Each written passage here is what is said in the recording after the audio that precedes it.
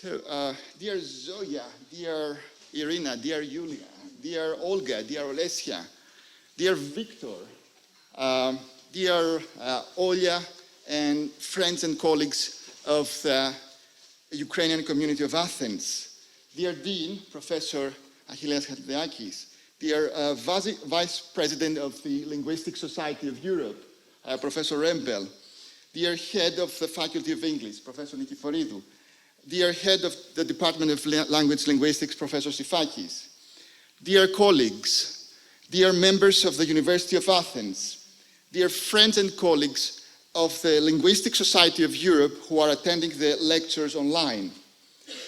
Welcome to the series of lectures by Ukrainian scholars. Yes, we are here all together as an act of solidarity, support, and cooperation. And this can be something, this can mean something, and this can start something important. We thank you all from the bottom of our heart for being here in person and online for this very important event, an event of solidarity and cooperation. The event is the first day, the first step for further support of our Ukrainian colleagues and the Ukrainian community of Athens. I will have the chance to say more in my welcome words. We thank the rector of the University of Athens for his help and support. Due to other obligations, the rector cannot be here right now, but he sent us a pre-recorded welcome message, and we may watch it now. Dear esteemed guests and colleagues, it is a great honor for me and a unique opportunity to welcome you on behalf of the National Kapodistrian University of Athens, the oldest public university in our country and in the whole area of the Balkans and the East Mediterranean, and also a member of an outstanding coalition, the Civis University Alliance. The EU initiative for the implementation of major European universities is really an important and crucial decision. Civis is a European civic university formed by the alliance of 11 leading research higher education institutions across Europe. Civis University systematically seeks, inter alia, to cooperate with associate partners, both local and European, who will support its actions and participate in the implementation of new initiatives. The National Kapodistrian University of Athens and, of course, the Civis Alliance consider the ongoing Russian invasion in Ukraine as an open wound on the European continent, the dramatic consequences of which are deeply regretted by the Civis University Alliance. We, the Civis University Alliance, representing 11 major European universities and more than 500,000 students, academics, and staff, stand in solidarity with people of Ukraine, with the victims of atrocities, and with our colleagues and students of Ukrainian universities in particular. As carriers of the European value of democracy, justice, and human rights, which form the cornerstone of the higher education, we are promoting the member of Civis stand strongly opposed to the transgression of international and humanitarian law and to barbarism in all its forms. The cumulative losses in human lives, the devastation, and the broader negative and destabilizing effects of the armed conflict for the European continent and globally, affecting the lives of hundreds of millions, require our countries and the EU institutions consistent and affirmative diplomatic action in a coordinated effort to put an end to this aggression before any further damage to the people of Ukraine and to world peace and economic recovery is done. It is our duty as active citizens to help those in need in each situation, for which our university and the Civis University Alliance are undertaking a series of concrete initiatives, but also not to forget the lessons of history and not to stand passive in view of war raging in our immediate surroundings, the negative consequences of which on human lives, the food chain, the environment, and the victories of humanity will affect us for many years to come. Dear colleagues, on behalf of the Senate of the National Kapodistrian University of Athens, I would like to congratulate Professor Lavidas and the MA program in English Language, Linguistics and Translation, the Faculty of English Language and Literature, and the Linguistic Society of Europe for this important initiative. Let me once say that we stand in solidarity with people of Ukraine, with the victims of atrocity, and with our colleagues and students of Ukrainian universities in particular. Thank you.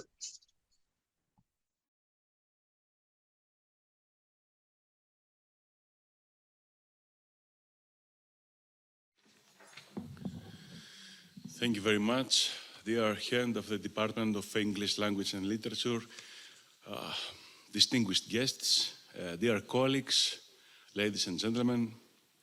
I'm delighted to salute this initiative taken by the Department of English Language and Literature of our school, especially the MA program in English Language, Linguistics and Translation, as well as the European Linguistic Society. For our school, the School of Philosophy of the National and Kapodistrian University of Athens, this is an act of crucial importance, a noteworthy action of a solidarity campaign that our colleagues of the Department of English Language and Literature were inspired by and implemented. And in my capacity as the Dean of the School of Philosophy, I would like to welcome Ukrainian scholars in Athens for a series of lectures about translation, language, education, relationship between Greeks and Ukrainian people. I personally look back with nostalgia on the beautiful moments I had experienced several years ago in Odessa while participating in an artistic event. There, I had the opportunity to admire the wonderful city and its amazing sights, and to sing together with Ukrainian colleagues. I wish that our Ukrainian brothers and sisters will soon stop experiencing the horrors of the war. I salute once again the initiative taken by all stakeholders involved in this event. I congratulate all scientists participating in this creative effort and wholeheartedly wish great success to the works of this meeting. Thank you.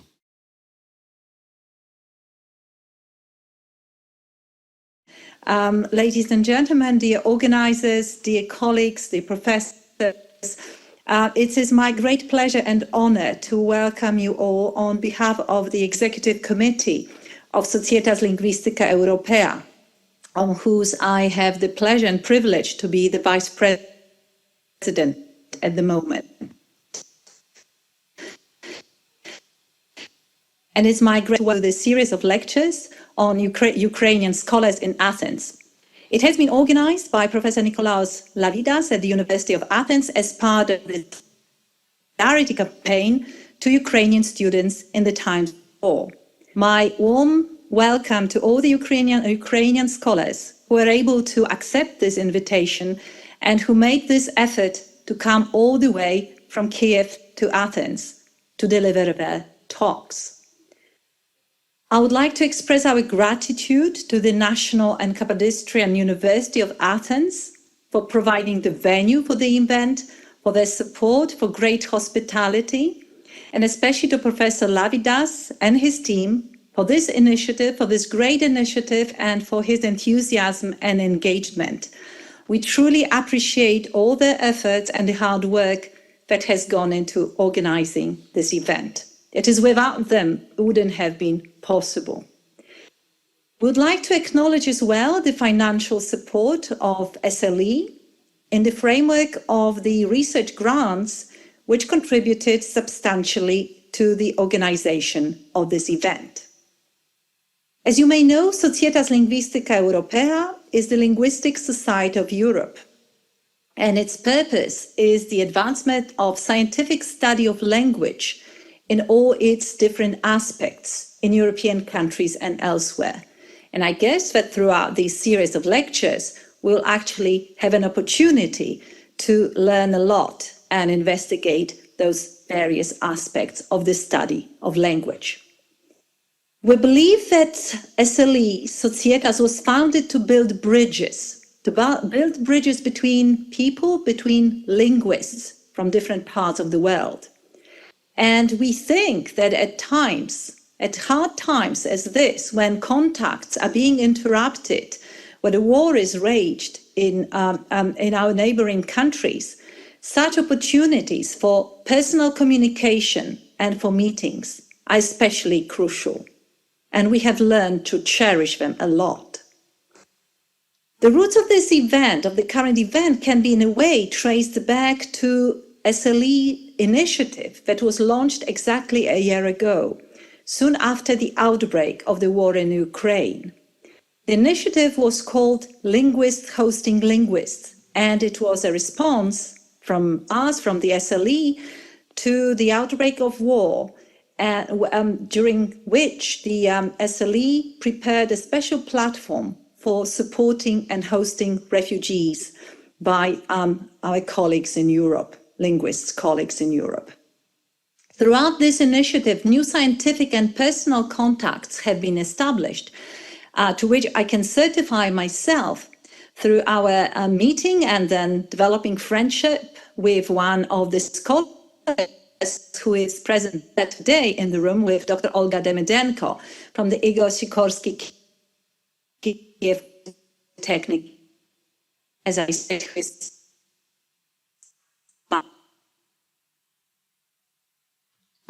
the invited speakers today. Well, I were with you here today on site, but I'm so happy to be able still to connect online. And without further ado, let me declare this series of lectures by Ukrainian scholars open, and I would like to wish us all a very successful event. We stand with Ukraine. Thank you.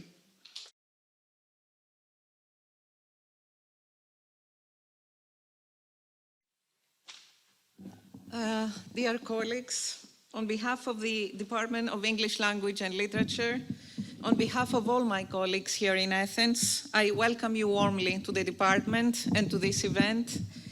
Your presence here today gives us hope, really gives us hope, and a bit of confidence that maybe in the end, language and culture may be mightier than the sword. Your talks will address different topics: the translation of our language into yours, the presence and history of our people in your country, your culture, the Ukrainian culture as reflected in linguistics and translation, your education system in times of hardship and war. What better way, the perfect way for connecting our two people and our two cultures. And we really thank you for giving us the opportunity to do just that. Once again, I extend a warm welcome to all of you and wish you the best of stay in Athens and in Greece. Thank you.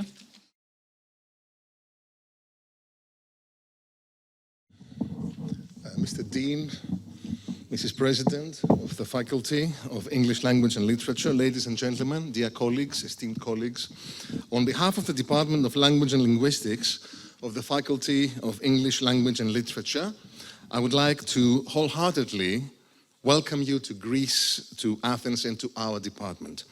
As you probably know, the University of Athens is the first university in Greece, as Professor Haldiakis mentioned, established in 1837, and this faculty was founded just 72 years ago, so it's still relatively new and young. In the late 1980s, the faculty moved to the huge building that is just across, adjacent to this one, that you're very welcome to visit.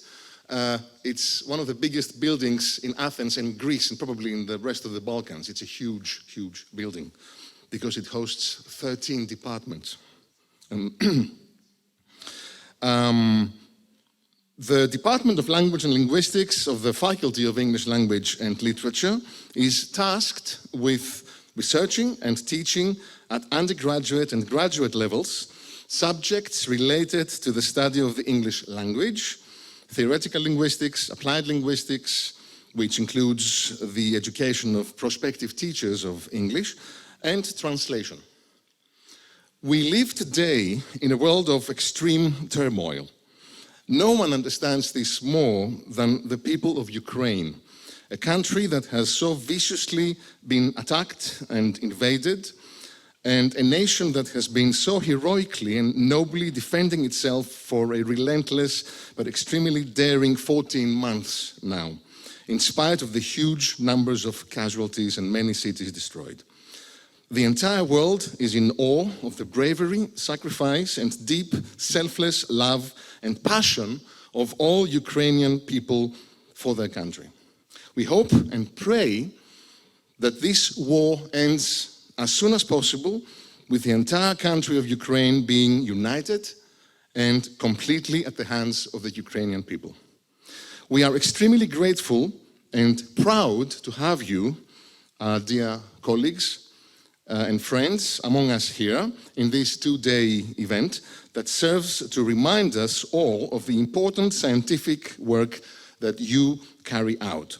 We are eager to learn from you and appreciate and comprehend many really interesting and important dimensions of the linguistic, cultural, and historical analyses that you will present in this conference.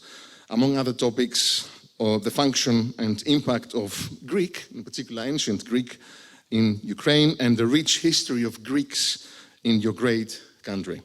So on behalf of the members of the Department of Language and Linguistics of the Faculty of English Language and Literature, I would like to extend my sincere thanks and warm congratulations to Dr. Lavidas, the Linguistic Society of Europe, and the organizing committee for this admirable initiative, and hope and wish that you have a wonderful time in our city, enjoy the conference, and wish the conference the very best. Thank you.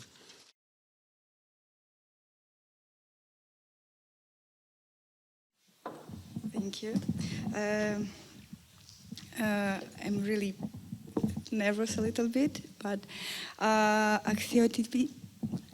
dear professors, dear members of the faculty, dear Ukrainian colleagues and members of the community.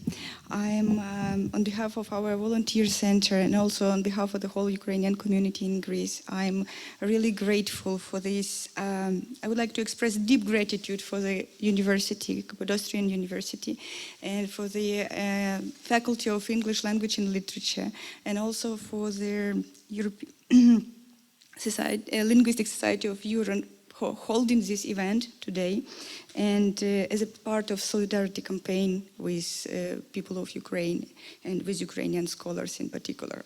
So special thanks to Dr. Nikos Lavidas for his great effort and actually only thanks to his great effort this event is possible today.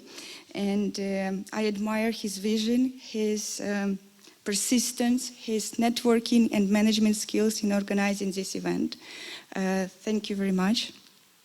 And the people of Ukraine, we are generally, needless to mention this, but it's worth mentioning many times that we are grateful to the people of Europe, like Europeans who, from different European countries who helped us, hosted us, Ukrainians, and helped us to find a safe refuge in their countries.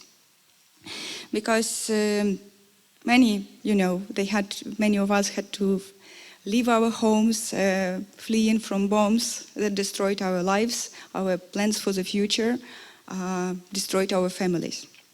So although many important decisions were done on the government level, by the governments, but the support we Ukrainians got from the ordinary people is invaluable. And the examples of compassion and kindness toward fellow human beings is countless. And of course, I also want to thank you, these wonderful women, Ukrainian scholars who came all the way from Kiev, and it took them over 2 days to get here. We also have to appreciate this effort. to be with us today and to share their experiences, their work with us. And the journey from Kyiv to Athens used to be only 2 hours, by flight, by plane. But in many aspects, Ukraine was and still is a terra incognita for many people in Greece and in Europe overall. And despite we have a lot of similarities and we share a lot of common pages of the history. Even now, when on screens all over the world, there are numerous images from Ukraine. What most people tend to see, it's pictures full of destruction, debris, grief. But what we Ukrainians see now in Ukraine are the images of solidarity, resilience, and hope.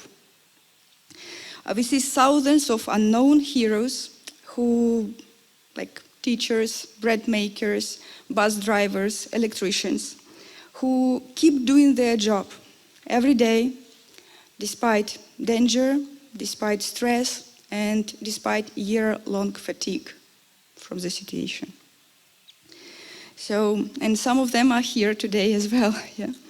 So, we believe that actually communication and is the best way to learn about the country, and that's how the idea behind this event was born.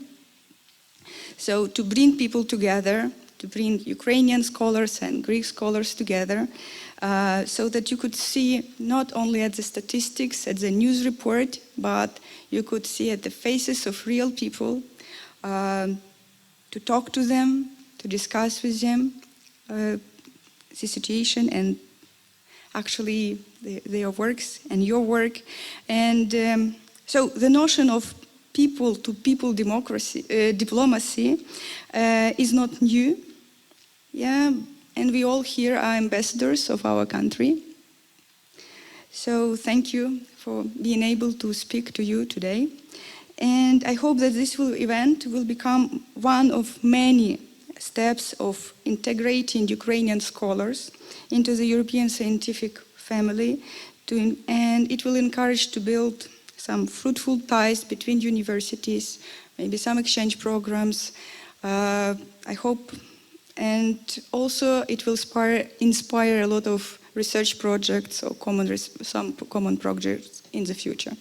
So thank you again for holding this event today and for welcoming our Ukrainian scholars here, and I hope that there will be more in the future. Thank you.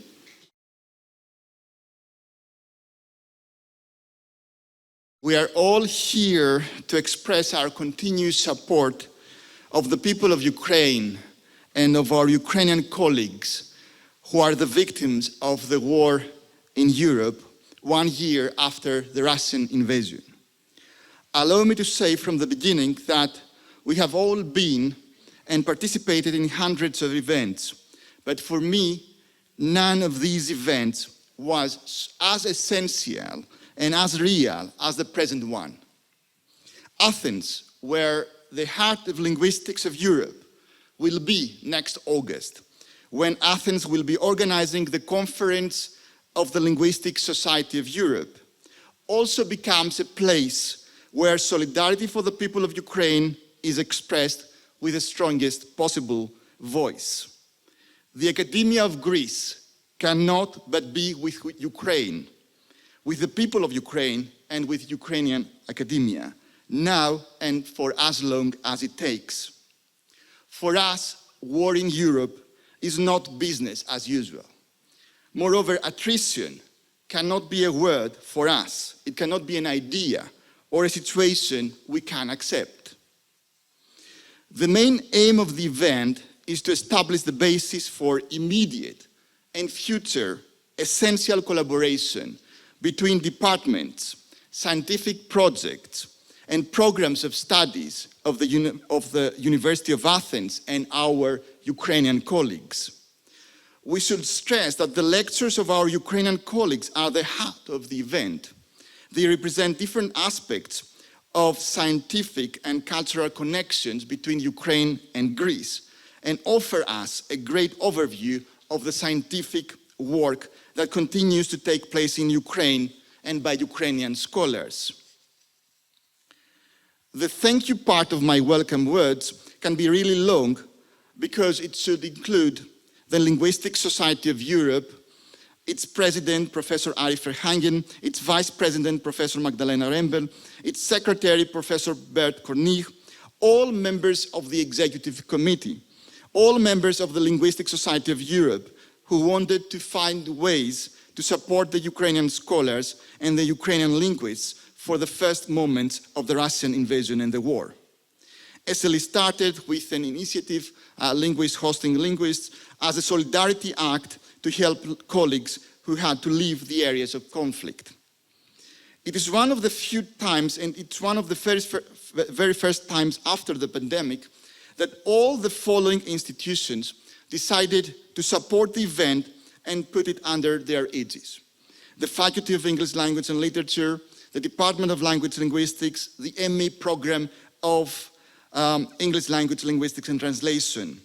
I thank the head of the Faculty of English, Professor Nikiforidou, and the head of the Department of Language Linguistics, Professor Sifakis, and all members of the faculty from the bottom of my heart. It was impressive, the unanimous decision of the necessity to organize this type of event, to find a way to express our support. And it is one of the few times that we are all together without any second thought. Actually, when I wanted to propose the event, I had collected hundreds of arguments to convince everybody. But all were so happy to accept the proposal in, let's say, 10 seconds. And this is something we already gained. We know we are all together in this.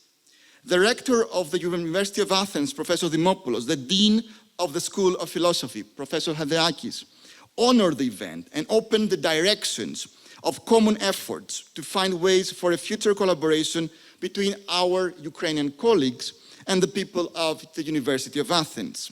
And I thank them from the bottom of my heart. I kindly ask the Dean of the School of Philosophy to exhaust all possibilities of essential help and support of our colleagues from Ukraine and of the Ukrainian community of Athens. I'm absolutely sure for his support and his essential help. It is important that the University of Athens, and especially the School of Philosophy, should establish a collaboration with Ukrainian scholars who are now in Ukraine and abroad. To mention only two ideas, the University of Athens should offer the Ukrainian community all possible support, first, in the form of courses without fees. All our programs, all our courses should be open to the Ukrainian community without fees. And second, in the form of establishment of specialized projects for the help of the Ukrainian community and the involvement of the Ukrainian community in the life of Athens and the academic life of the University of Athens. The purpose of our presence here, of our discussions here, of the opportunity to be together at the same place is not only the recognition of the needs, but also finding actual solutions. All the above ideas of support will enrich the University of Athens to a significant degree. This means this is a selfish, allow me to say, way of supporting our Ukrainian colleagues and the Ukrainian community of Athens, because the scientific community of the University of Athens will become stronger through this process.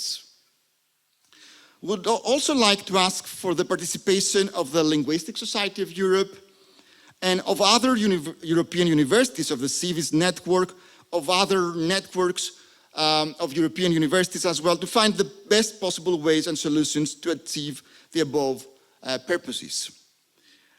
The lectures today and on Thursday are an example of how, in reality, the cooperation between Ukrainian institutions and Ukrainian scholars and the University of Athens may open new directions in research and teaching at the University of Athens. I would like to thank the Ukrainian Center OPORA and especially Olga Rydzagivska. Their help to the Ukrainian refugees and to the Ukrainian community of Athens was and is extremely significant.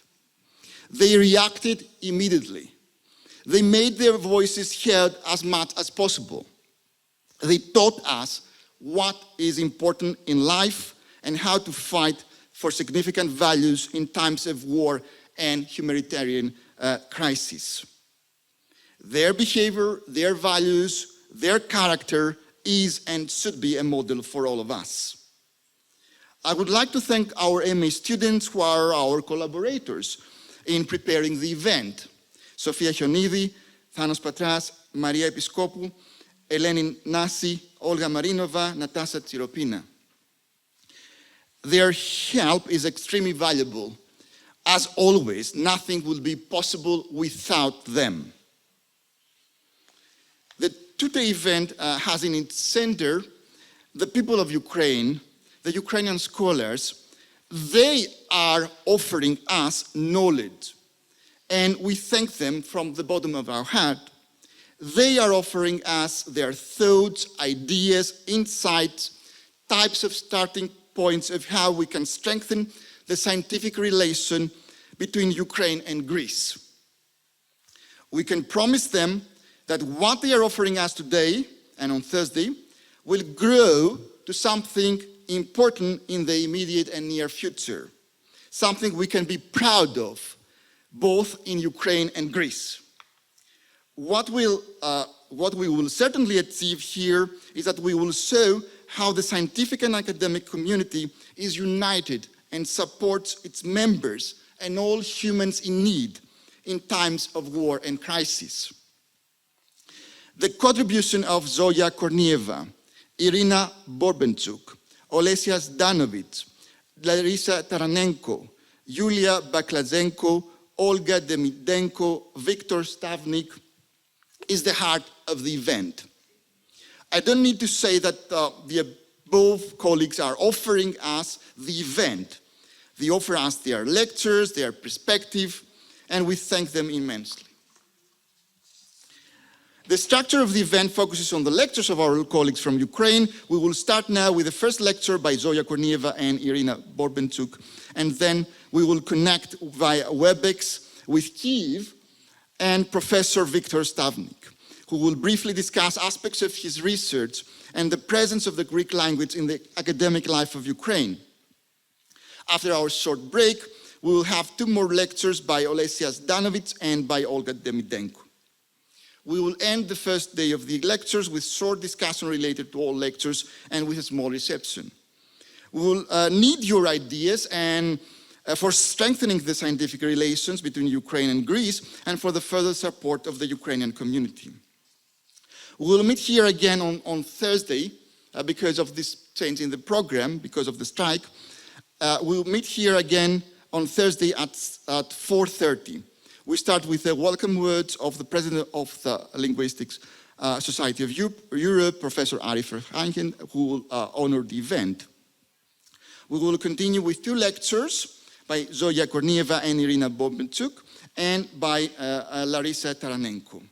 And Yulia Baklazenko will offer her lecture before our overall discussion. Again, it will be important to further work on ideas of collaboration, joint projects, common efforts for continued solidarity and support.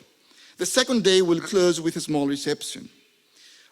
We also record the whole event to make it available to all SLE members in Europe and the whole world in the future.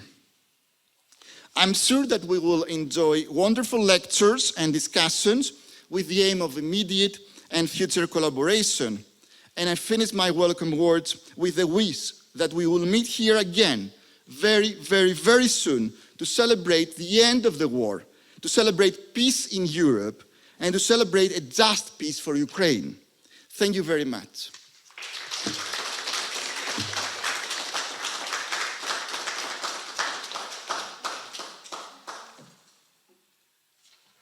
So we are now ready for the main part of the event, the lectures. And I would like to invite Professor Kornieva and Professor Borbenchuk. The title of their lecture is historical background and modern trends in translation of ancient Greek literature into Ukrainian. I could say many things, but I think we are a bit late in the program, so you can find the information about the profile of our colleagues in the program and, of course, online. So we may start immediately, avoid any other delay. So thank you, Zoya. Thank you very much. Thank you very much, dear Professor Lavidas. Dear esteemed guests of these, without any exaggeration, outstanding events, and on behalf of the Faculty of Linguistics of the National Technical University of Ukraine, Igor Sikorsky Polytechnic Institute, as an acting dean of the Faculty of Linguistics, I would like to express my wholehearted and sincere gratitude to the organizers of this event, and in particular to the rector of the university, to the dean of the School of Philosophy, to the heads of the Faculty of the English Language, and to the head of the Language Linguistics Department. My sincere and wholehearted gratitude as well to Professor Rambo and as well to Professor Lavidas, without whom this event wouldn't have become reality for all of us. Thank you very much for having us all here, and I do believe that this event will mark the beginning of further development and strengthening ties in between our universities and Greece and Ukraine. Thank you very much.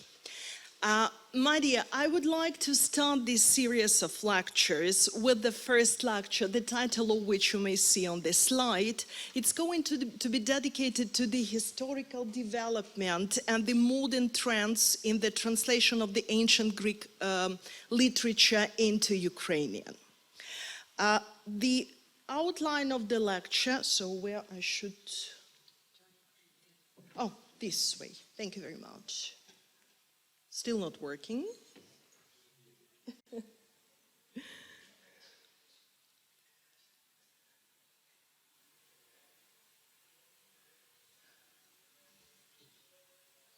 Just a moment, sorry.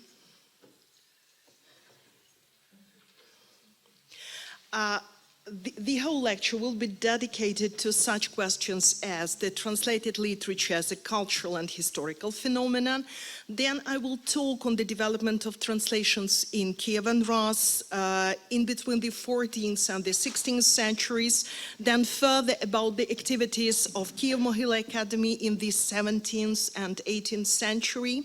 Afterwards, about the translation as a factor in Ukrainian nation building in the 19th and the 20th century. And at the very end of my lecture, I would give a very brief insight into the study of antiquity at the Faculty of Linguistics, where we all work. So the first question is translated literature as a cultural and historical phenomenon. Translated literature is an important cultural factor for every nation, as it provides an opportunity, as once mentioned by our genius Ivan Franko, to get acquainted with the works of human spirit, which in other regions at different times caused the spread of enlightenment and the raising of the general level of culture. It is the material for creation of a great number of literary types, assimilation and use of the experience of other literatures, the formation of national literatures, the resources of which are sometimes limited. And also, translation is the form of literary creativity when the works in one language are reproduced by means of the other language. Translations, renditions, imitations, variations, reworkings are sometimes even difficult to define or even impossible to define due to the change of these concepts in the historical dimension. However, these receptions enrich and diversify national literatures. Deepening the views on translation and its historical conditioning, it is appropriate to mention the work Translation, Community and Utopia by Lawrence Venuti, where translation is considered not to be just a communicative act.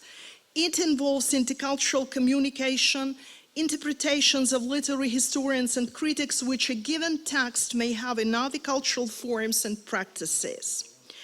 In his other article, Local Contingencies, Translation and National Identities, Lawrence Venuti discovers a new meaning of translations who, through their activities, try to form national identity by identifying the readers with a certain national discourse, which was clearly distinguished from the dominant foreign nations. Okay. Just a moment, a little bit backwards. Yeah, thank you very much. The same opinion is supported by our famous translator and interpreter, Maxim Striha, in his fundamental work, Ukrainian Translation and Translators Between Literature and Nation Building. Paying special attention to translation and translators in the 19th and 20th centuries, the scientist notes that during a certain period, translation performed not only an informational function, as potential readers could familiarize themselves with a certain work in translations into the language of the metropolises, like German, Polish, or directly in the original, but above all, translations performed a nation-building functions. The first period I would like to dwell on is dedicated to Kievan Rus, and I would like to dwell on the translations in this very period, which covers the 10th and the 13th centuries. Kievan Rus, like all medieval countries, gained experience in cultural development, taking into account the culture of ancient Greece and Rome. Bulgaria and Byzantium played the most important role in this respect. International treaties proved the arrival of literature from Byzantium, Bulgaria, and Western Europe. Ancient Rus was extremely closely connected with Byzantium, on which it was completely dependent at first as a metropolis and patriarchate of Constantinople. The language of diplomacy, the interstate communication in the 9th and the 10th century was, of course, Greek. Greek as the language of culture, the language of ancient science. During the time of Grand Duke Yaroslav, there were people in Kiev who knew Greek well and who translated it into Old Russian. Traces of the use of translated books are indicated in particular by ancient Kievan Rus chronicles and Western chronicles.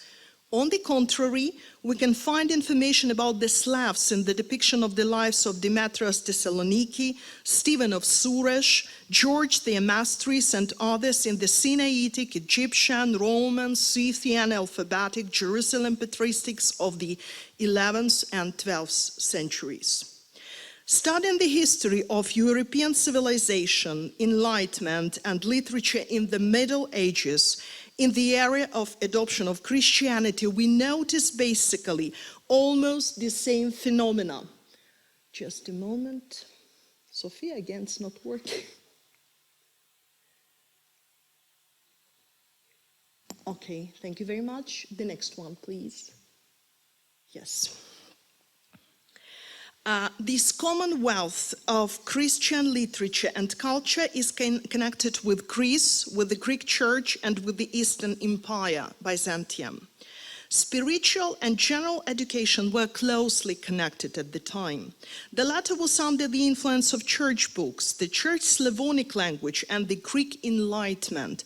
But in Kiev, Christians had not only Greek worships, but also live church services in their indigenous language. The 10th and 12th century is the first period in the Old Russian books in Kievan Rus. The period when the first libraries were founded, in particular the foundations of the first state library on the territory were laid. The library of Yaroslav the Wise, when the largest scriptorium in Eastern Europe was functioning at St. Sophia Cathedral in Kiev. Just a moment, the next one, please. Yes. Considerable work was carried out in the field of chronicles, translations of Byzantine literature, religious texts, secular chronicles, novels. Translated Greek literature had strong influence on the development of this process. Translations from the Greek language were carried out during the time of Kievan Rus only in Sophia Scriptorium. Here books were not only copied but also translated from foreign languages. The ancient Kievan Rus translators managed not only to create accurate, adequate translations, but also to preserve the style and rhythm of the Greek originals. The Holy Scriptures, works of church dogmatics and patristics, hagiography and homiletics, liturgy and hymnography were translated during the princely era. The next, okay, that's right. The popular collection, Chela or the Bee, contained excerpts from Aristotle, Pythagoras, Menander, Plutarch, and the collection of Sviatoslav, which traces back to 1073, selected works of John Chrysostom, Basil the Great, and Gregory the Theologian. The impact of translated literature was definitely positive. Practical application in religious worships, satisfaction of aesthetic needs, and formation of original literature, as well creation of polemics. Translated literature in princely Ukraine Rus was not only read, but it caused as well intellectual discussions. The next period I am going to talk on, is the period in between the 14th and the 16th century.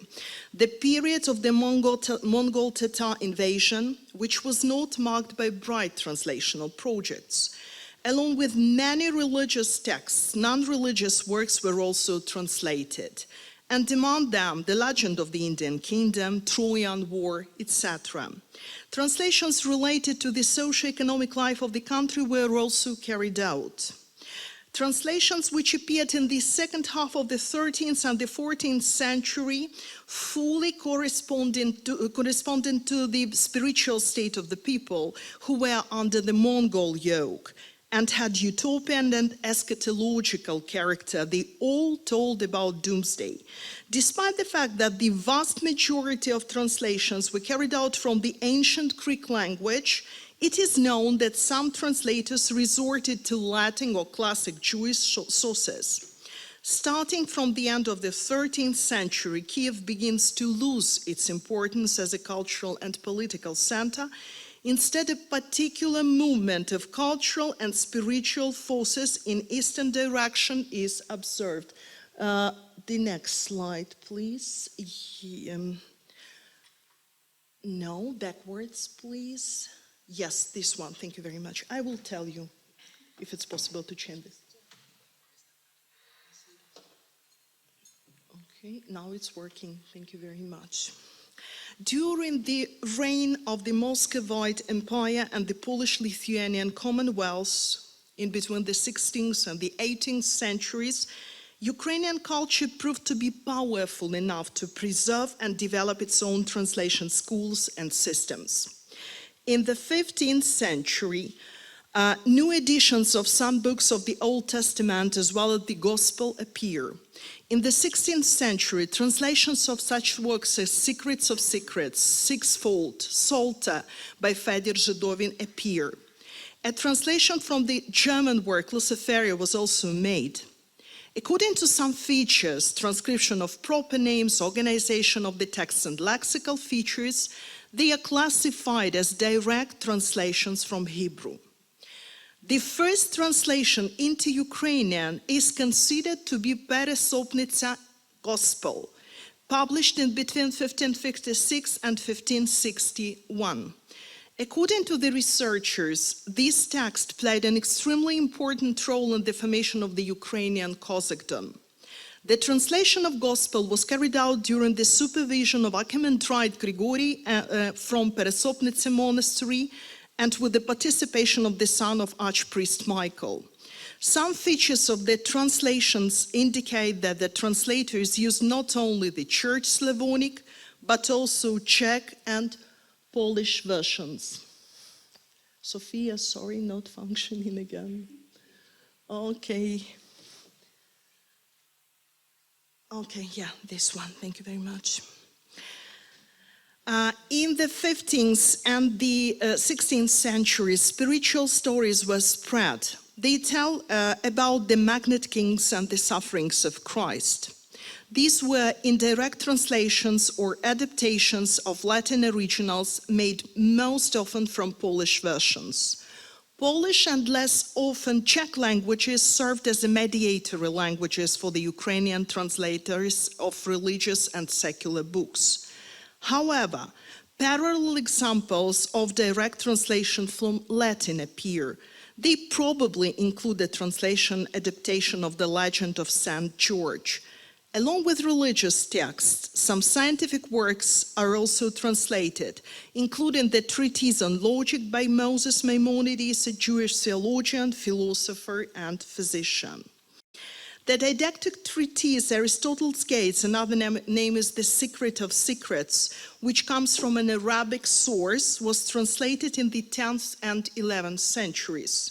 It was translated into Latin and Hebrew. Its translation was made in Ukrainian 4 centuries later, on the basis of the Hebrew text, since it contains a lot of Hebraisms. Diplomatic relations, the next one, thank you very much, of Ukraine with the Ottoman Empire, the Crimean Khanate, France, Austria, Poland, and Moldavia, which developed in the 16th century after the creation of the Cossack Christian Republic, which was called Zaporižžská Sich, gave grounds to talk about the existence of written and oral diplomatic translations in the then Ukrainian state. The activity expanded in the 17th century under the hetmanship of Bogdan Khmelnytsky, who had ambassadors in the majority of neighboring European countries.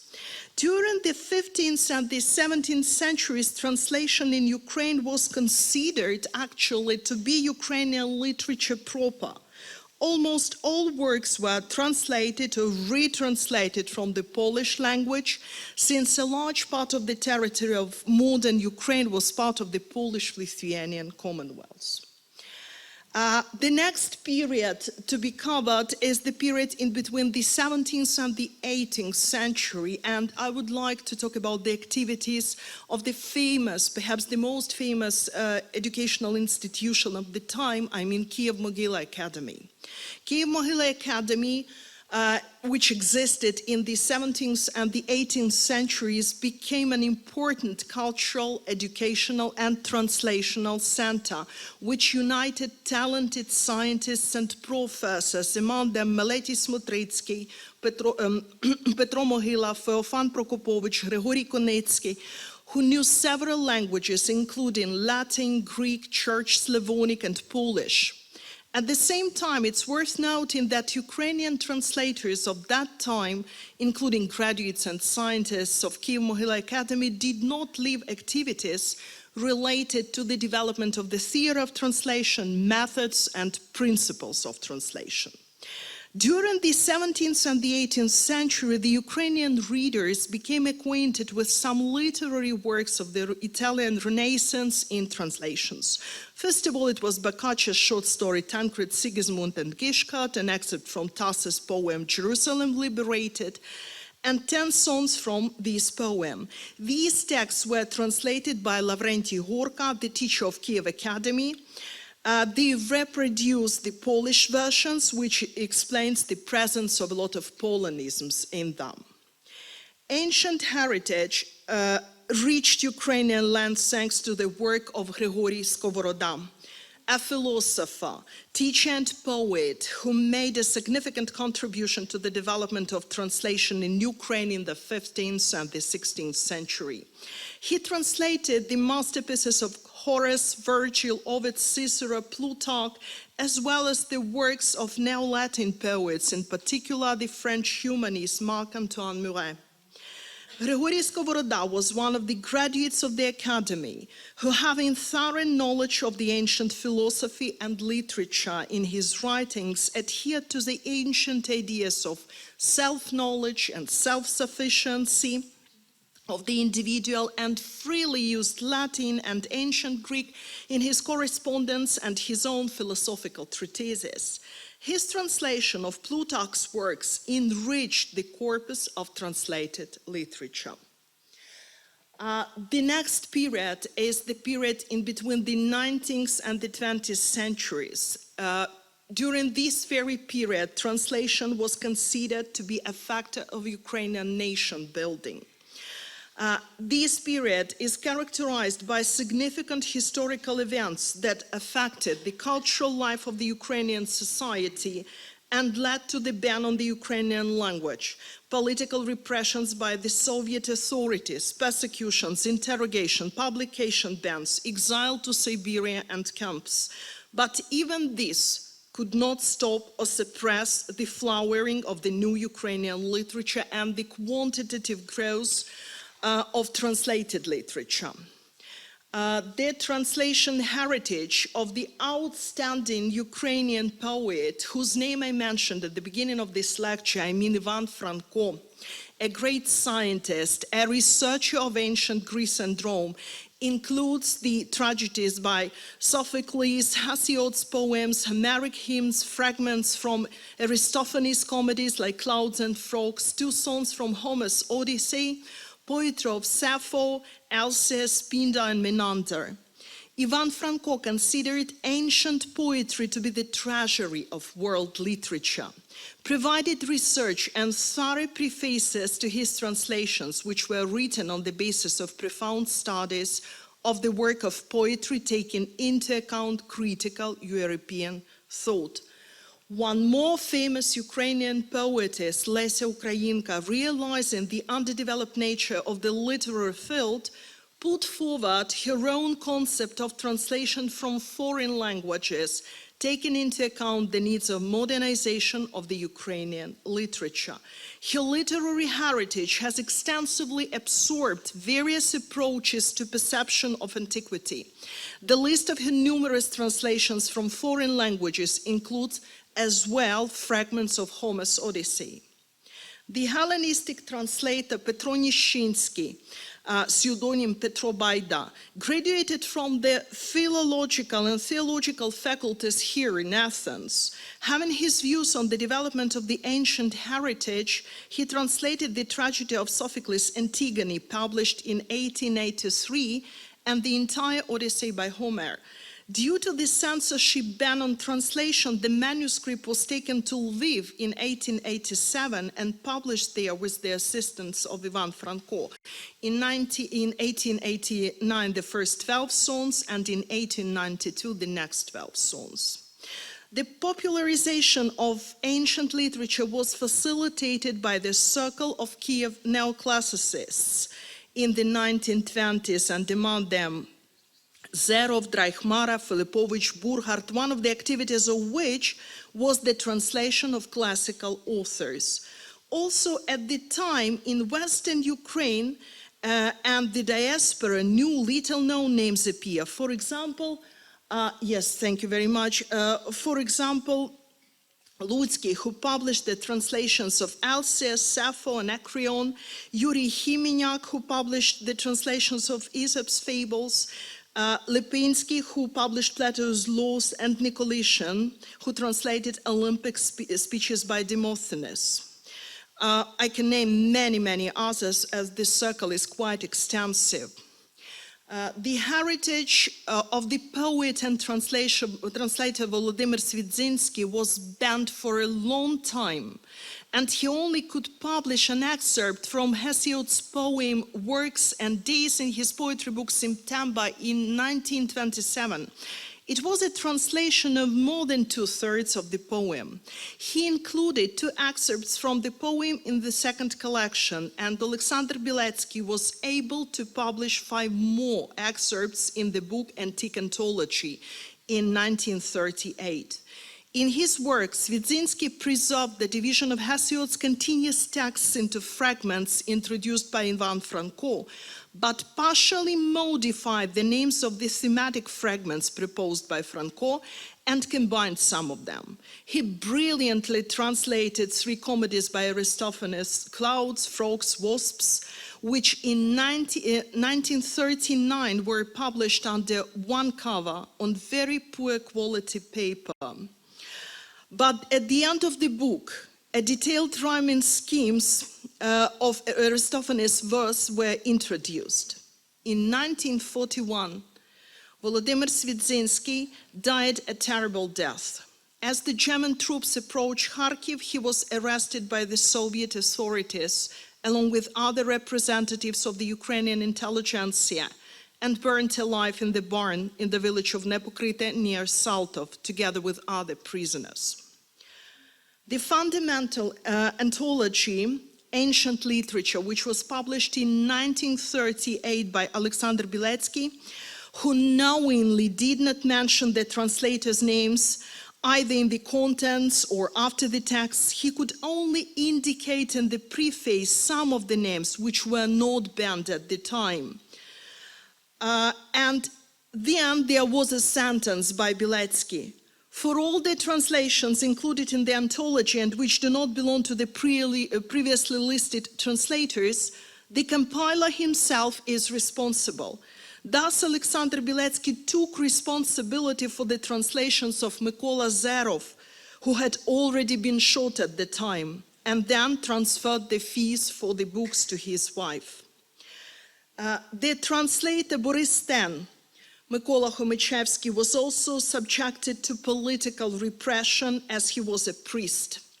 During 1930 and 1936, he was in exile in the Far East and then underwent repressions.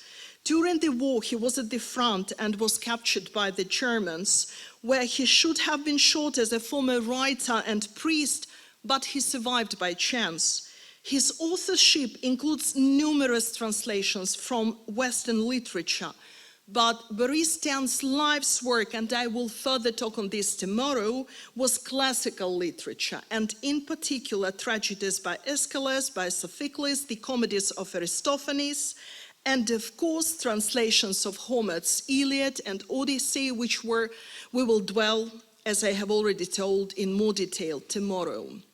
He receives favorable reviews from Mykola Zerov, Alexander Beletsky, and our famous poet Maxim Tadeusz Rylski, who in his letter dated January the 28th, 1963, writes the following: finally, I finished reading your Odyssey, and now I rightfully congratulate you. You have accomplished a great feat.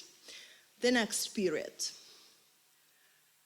Yes, thank you very much. The 21st century and the modern trends in translation. It is worth noting that the two areas of activities of translations from the ancient Greek language exist: the translation of classical works of ancient literature and the translation of Christian literature.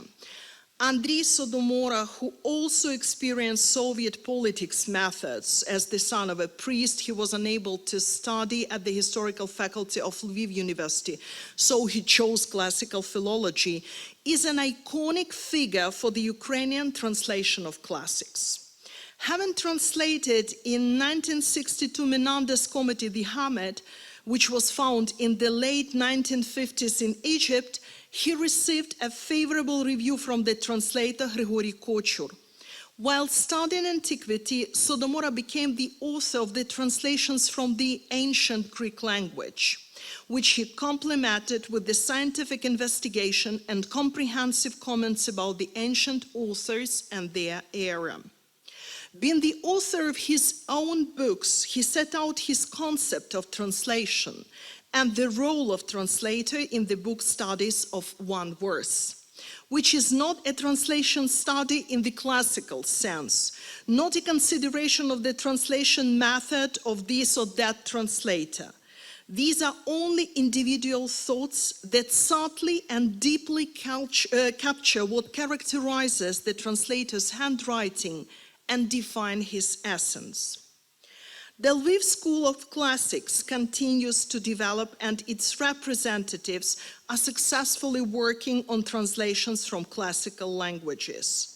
Monuments of Christian literature translated into Ukrainian and published with the introductory articles by Lesia Zvonska, Oleg Kozhushny, Alexander Levko are extremely interesting. Thus, Lesia Zvonska translated the homilies and moral and ascetic works by Basil the Great.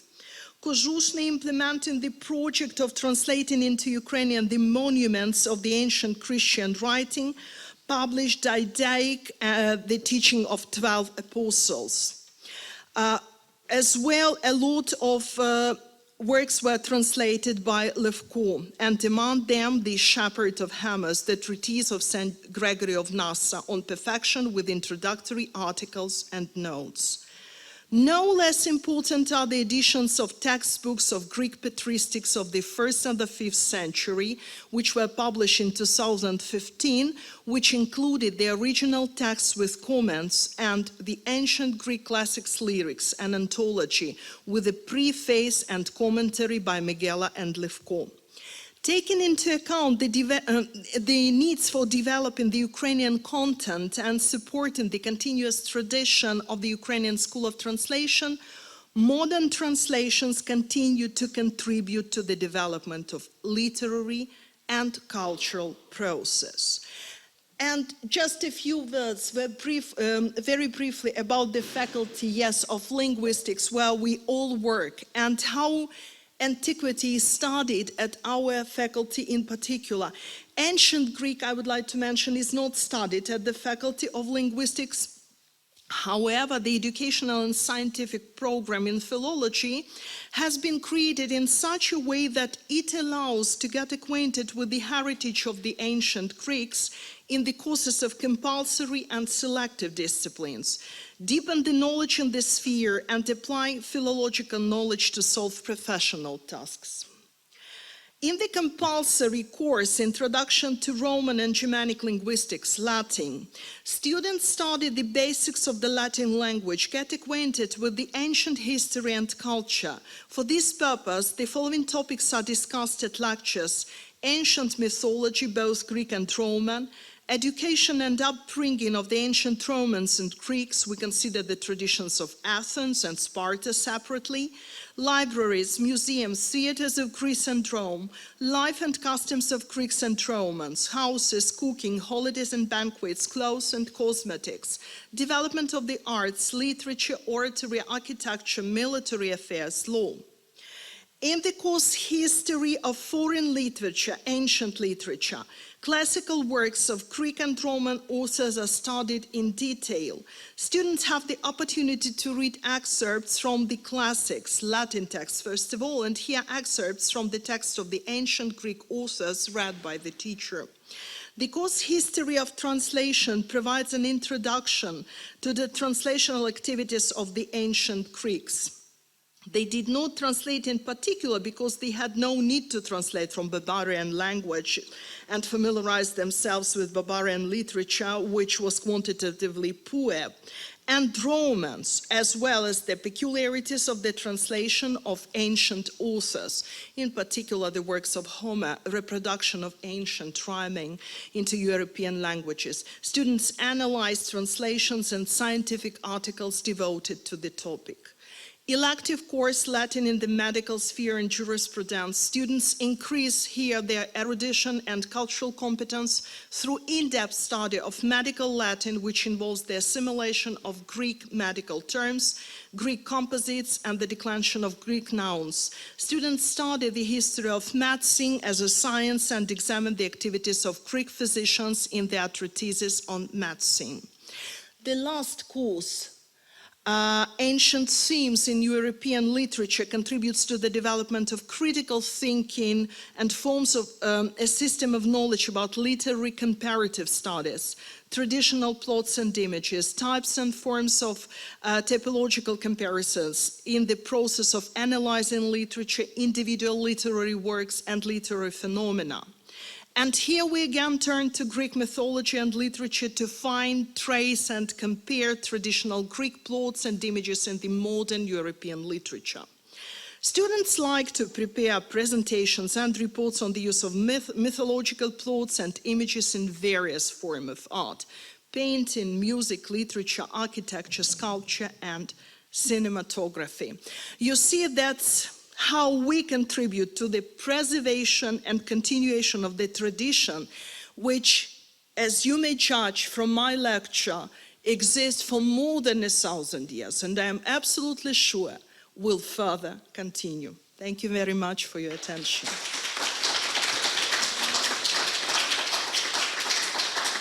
Thanks a lot. Questions are welcome. Thanks. Yes, of course. Questions for all lectures, Yeah. like that. Or if there's a question now, of course, we can change the program a little bit and have 1 or 2 minutes for questions. And if there's for me, it was fascinating. Okay, thank you very much. One of my favorite areas of research, the connection between history of translation and history of language and languages. So great. Thank you very and much. Wonderful James. ideas. I mean, we may start wonderful projects in the future. So, questions from our students, for our colleagues.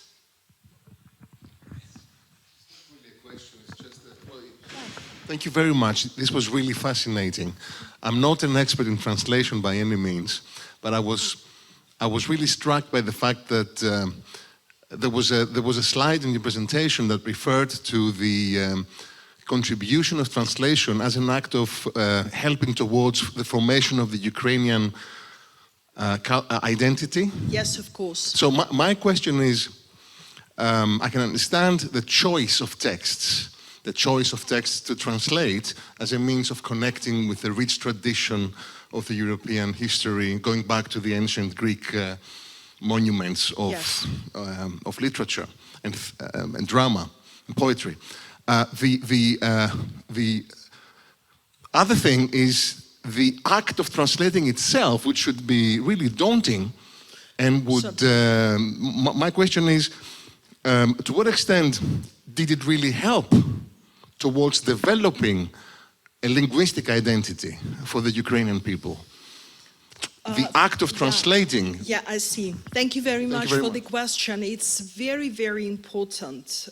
I started with this because translation is, of course, a crucial factor in any nation building. And the opportunity for us to touch upon the masterpieces of classical literature, of course, had great influence on the development of our national literature and on the development of our nation. And the translators, they really borrowed a lot from the classical tradition. They, of course, somehow adapted it to the Ukrainian reality, but still, we borrowed quite a lot, and everything that was created by the ancient Greeks in particular was of utter importance for the development of our culture.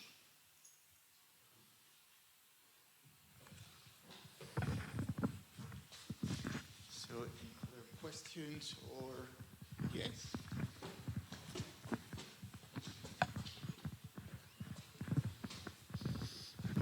Thank you.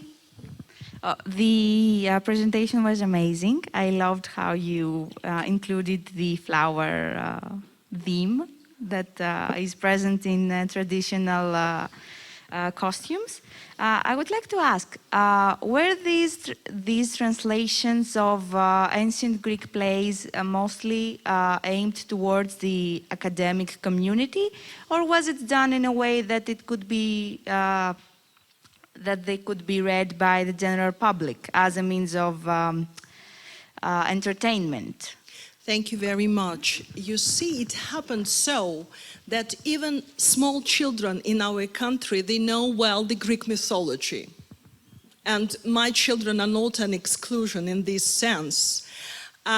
If we talk about the poetry and drama, all these masterpieces are not so well known, are not so widespread, but still the academicians in our country, in every sphere related to philology, they all study antique literature and the ancient Greek literature in particular. Thank you.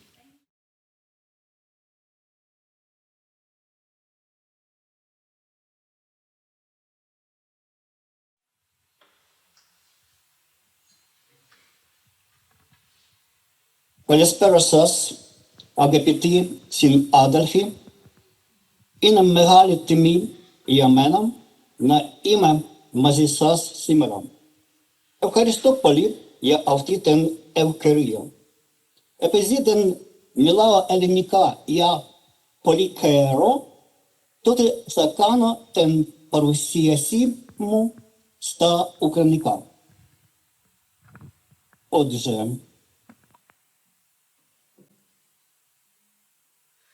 за образним висловом одного з філологів-класиків, історик без філології приречений витати у хмарах, але й філолог без історії приречений повзати по землі.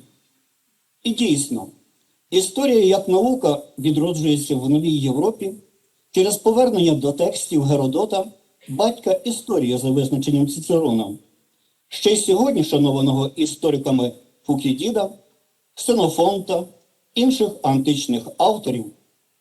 Історичний гранд-наратив нової, а почасти і новітньої доби створювався на основі, відповідно, наративних джерел. У властивому, початковому значенні цього терміну наратив – це текст, написаний певною мовою. І щоб його зрозуміти, треба розуміти мову цього тексту. У випадку із згаданими вже Геродотом, Фукідідом і Ксенофонтом знати треба мову давньогрецьку. Історична освіта, отже, значною мірою була пов'язана з класичною філологією, а історичні студії, відповідно, розглядалися як складова частина студій класичних. Sed tempora mutantur, et nos mutamur in illis. Сьогодні вже майже загально прийнято вважати, що текст є не тільки джерелом історичного пізнання, але й результатом історичного дослідження. Текстом є все. Все є текст. Everything is a text. Як у постструктуралізмі Жака Дерріда. Від формули води до карти зоряного неба. Але щоб їх прочитати, треба знати мову, хімічних формул, астрономічних термінів, etc. Увага ж до візуальних джерел значно посилена в результаті візуального повороту, актуалізувало проблему співвідношення між мовою артефактів і словниковим контекстом мови сучасників цих артефактів, їх авторів і читачів. Без вирішення цієї не стільки історичної, стільки лінгвістичної проблеми пошуки дійсного значення мови артефактів перетворюються на гру у смисли, а дослідник – на фокусника, лінгвіста-синолога з засліплення Еліаса Канетті. Прості речі в його руці перетворюються на речі неймовірні. І навпаки, знання мови сучасників артефактів перетворює ці джерела в надійне джерело історичного пізнання. Так, основна проблема лінійного письма А полягає у визначенні мови, якою розмовляли мінойці, і якою вони читали складені ними ж тексти. Фахівці і численні дилетанти читають знаменитий фестський диск кожен на свій смак. Хтось як гімн на честь верховного божества, хтось як переписаний місцевим шрифтом феста лувійський лист від великого царя Тархундараду з Арцави до царя Нестора з Пілесу. А хтось як історія здобуття трипільцями нової батьківщини. Не скована знаннями мови тексту фантазія дозволяє прочитати його як завгодно, а вірніше на смак читача. Бо ж квіт-квіт рецептор, секундум модум рецепієнтіс. Ця схоластична теза цілком пасує і до поширених сьогодні варіацій рецептивної естетики, рецепціонс естетик, чи в американському варіанті Aesthetic of Reception. Зовсім інша ситуація з лінійним письмом Б. Продуктивна ідея щодо адаптованої до вимог складового письма грецької мови мікенських табличок дозволила їм, за висловом професора Львівського університету, сьогодні вже названого Соломона Яковича Лур'є, заговорити мовою їхніх сучасників, їхніх авторів і читачів. Звичайно, для того, щоб створюваний ними текст зрозуміти, новим читачам треба знати мову давньогрецьку. Те ж саме стосується і великого масиву справжніх текстів античних авторів, давно вже прочитаних і, як вже було сказано, покладених в основу історичного гранд-наративу справжніх текстів античних авторів. Як відомо, будь-який переклад створює вже інший текст, часто сповнений інших, невластивих оригіналам смислів.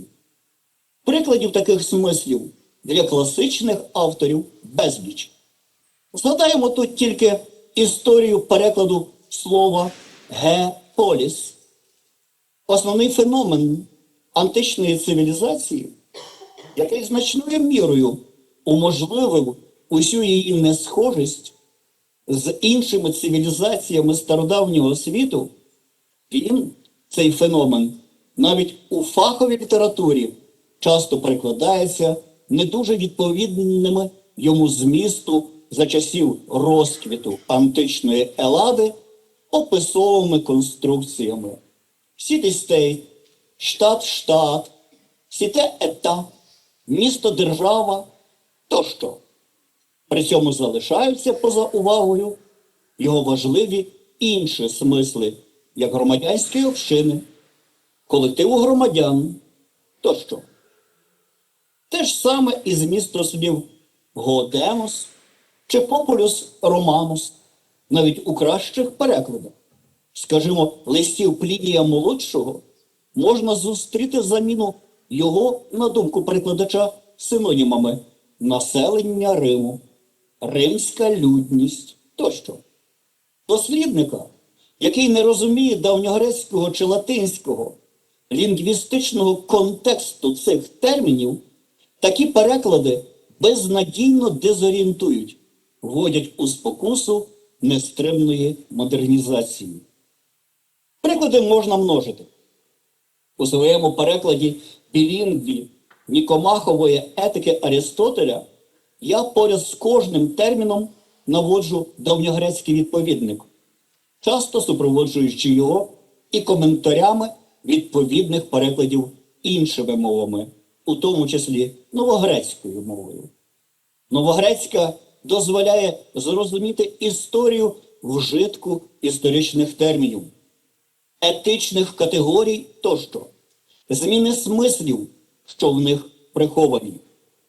Після довгих десятиліть забуття давньогрецької мови на історичному факультеті Київського національного університету імені Тараса Шевченка ми відновили викладання давньогрецької мови для студентів кафедри історії стародавнього світу та середніх віків. Заохочуємо їх і до вивчення мови новогрецької. Кілька наших студентів здобували стипендії для її вивчення в університетах сучасної Елади. Ця практика буде продовжена і в майбутньому. Принаймні, ми на це сподіваємося дуже. Евхаристополі, я тин просохі сас.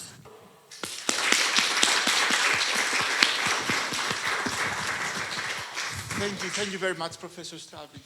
And ευχαριστούμε πάρα πολύ. We haven't prepared an English translation, but probably we will provide the English text because we had Greek translation here while speaking, so we were able to read the Greek text, so it's not now, I mean, we don't have to read the English translation right now. We had the Greek text, but we are going to distribute the English translation to our SLE members with the video. We hope, ελπίζουμε πολύ σύντομα να είστε εδώ. Ήσασταν για προγράμματα του διδασκαλίου στο παρελθόν με το Fiespa και το ΙΚΙ, πολύ σημαντικά προγράμματα και πολύ σημαντική η δουλειά του διδασκαλίου που έχει πραγματικά βοηθήσει και στη σύνδεση της Ελλάδας και του Ελληνικού Πανεπιστημίου με την Ουκρανία και το Ουκρανικό Πανεπιστήμιο. Δεν ξέρω αν υπάρχει κάποια ερώτηση ή κάτι να... Unfortunately, I don't have enough experience for speaking English. Please translate me, please, Ukrainian, please. Так, дуже дякуємо, шановний Віктор Володимирович, за вашу доповідь, цікаву доповідь. І ми сподіваємось, що ви приїдете в Грецію і зможете взяти участь, можливо, в програмі ТІЕСПА, в програмі для викладачів, для філологів, для істориків, і ми зможемо продовжувати далі також спілкування. І питання, якщо є якісь питання. Do you have questions? Мабуть, немає питань. There is no question. We have question.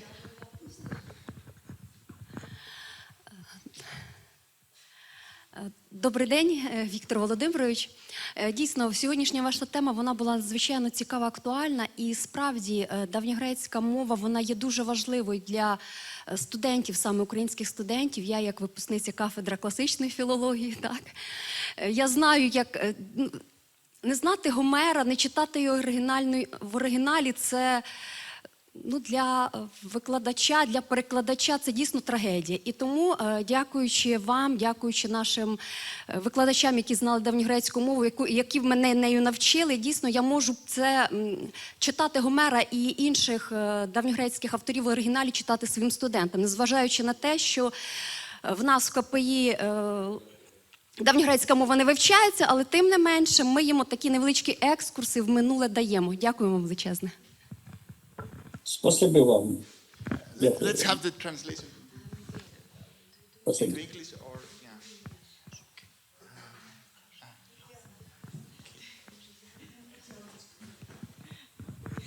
Και μια σύντομη μετάφραση στα ελληνικά. Χάρη στον κύριο καθηγητά έχουμε δυνατότητα να διαβάζουμε από το πρωτότυπο αρχαία ελληνικά κείμενα, γιατί είναι αδιανόητο οι καθηγητές που διδάσκουν αρχαίο πολιτισμό να μην γνωρίζουν αρχαία ελληνικά και να μην μπορούν να τα διαβάσουν στους φοιτητές στο πανεπιστήμιο. Οπότε είναι πολύ ευχάριστο ότι υπάρχει αυτή η δυνατότητα και αυτό εμπνέει ακόμα περισσότερο την εκμάθηση και αρχαίων ελληνικών και νέων ελληνικών.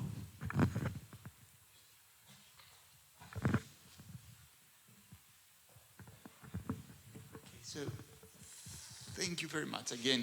Ευχαριστούμε πάρα πολύ και ελπίζουμε σύντομα να είσαστε εδώ, στην Αθήνα.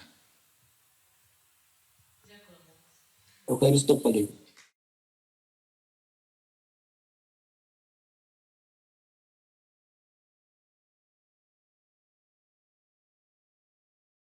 Και ευχαριστώ πάρα πολύ, κύριο Νίκο, και να έχω αυτή την ευκαιρία να παρουσιάζω μπροστά σας. Να παρουσιάζω στα ελληνικά, προσπαθώ να κάνω αυτή την παρουσίαση στα ελληνικά και οι συναδελφές μου έχουν μετάφραση στα ουκρανικά και ελπίζω όλα θα γίνει καλά. Η Ελλάδα έχει μια πλούσια κοινή ιστορία με την Ουκρανία.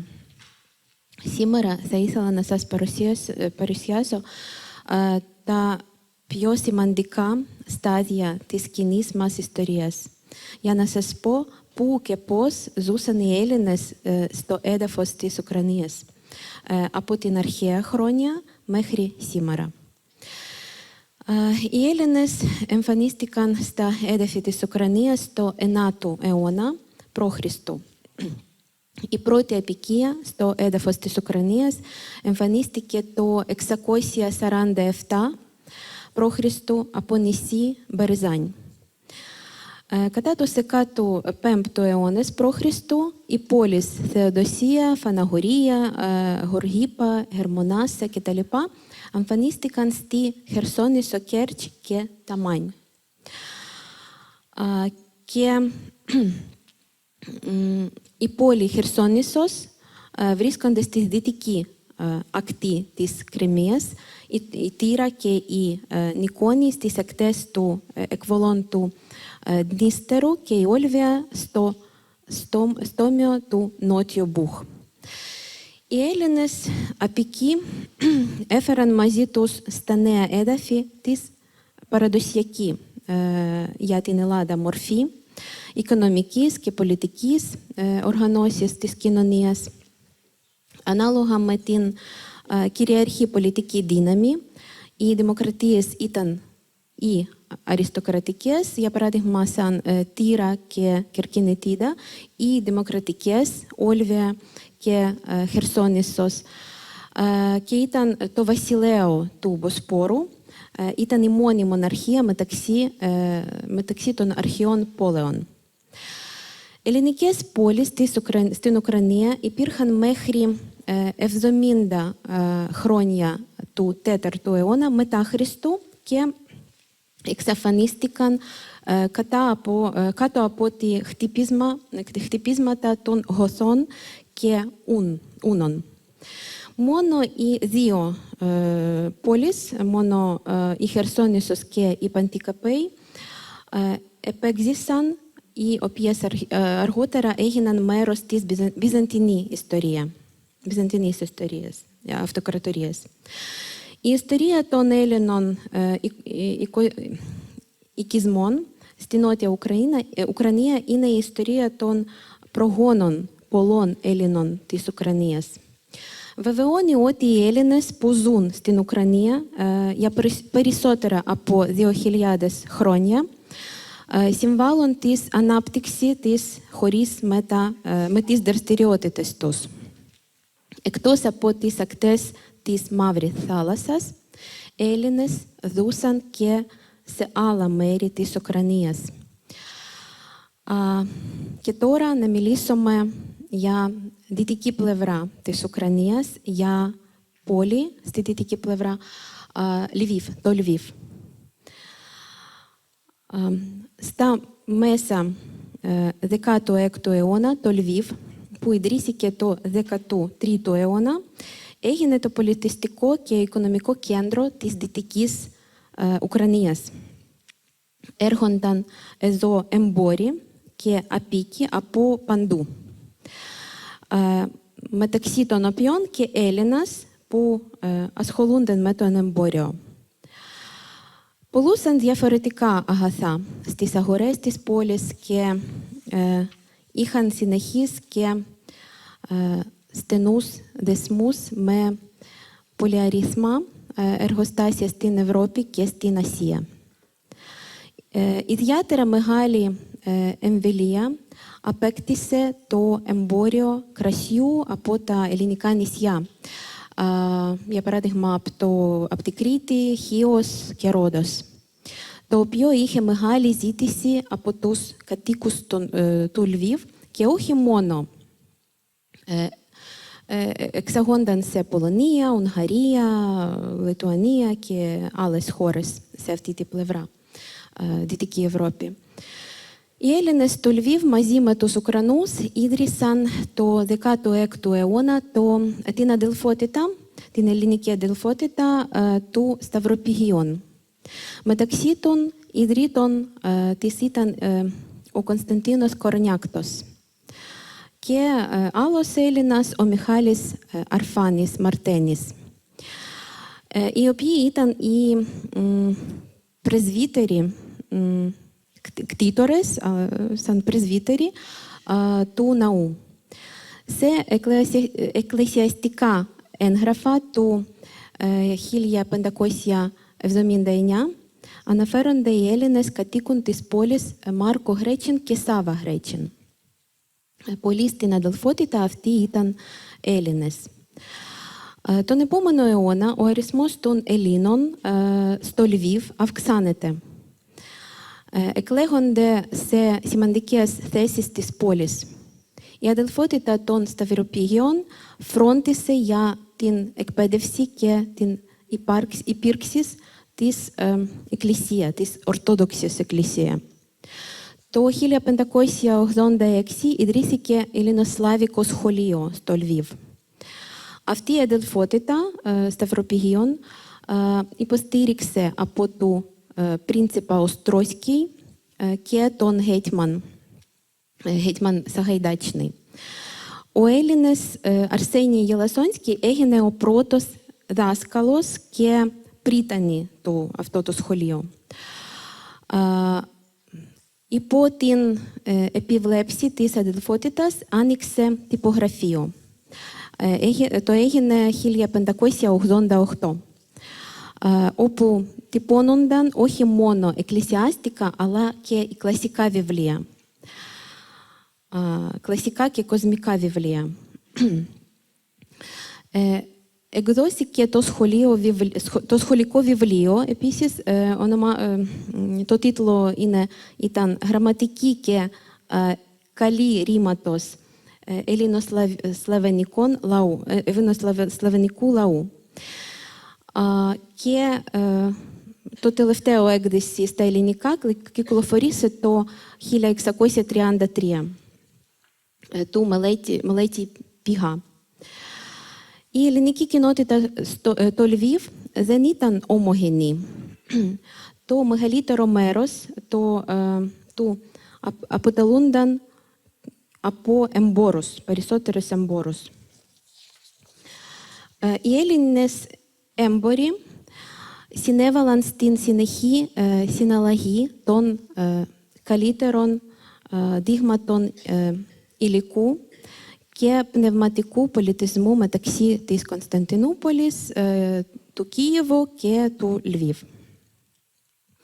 Οι Έλληνες έφεραν εμπορεύματα από τα νησιά της Ανατολικής Μεσόγειου και την Κωνσταντινούπολη, στα λιμάνια του πόλεων Ρενή και Κιλία. Από εκεί Έλληνες έμποροι προσέβαλαν μεταφορές και μετέφεραν πράγματα, εμπορεύματα με βαγόνια στο Καμ'янець-Подільський και μετά στο Λβίβ. Οι Έλληνες Κωνσταντίνος Κορνιάκτος έπαιξε σημαντικό ρόλο στη ζωή του Λβίβ. Αυτός γεννήθηκε στο Ρέτυμνο, στη Κρήτη. Η οικογένειά του ήρθε στο Λβίβ του 16ου αιώνα και ο Κορνιάκτος ήταν έμπορος επίσης.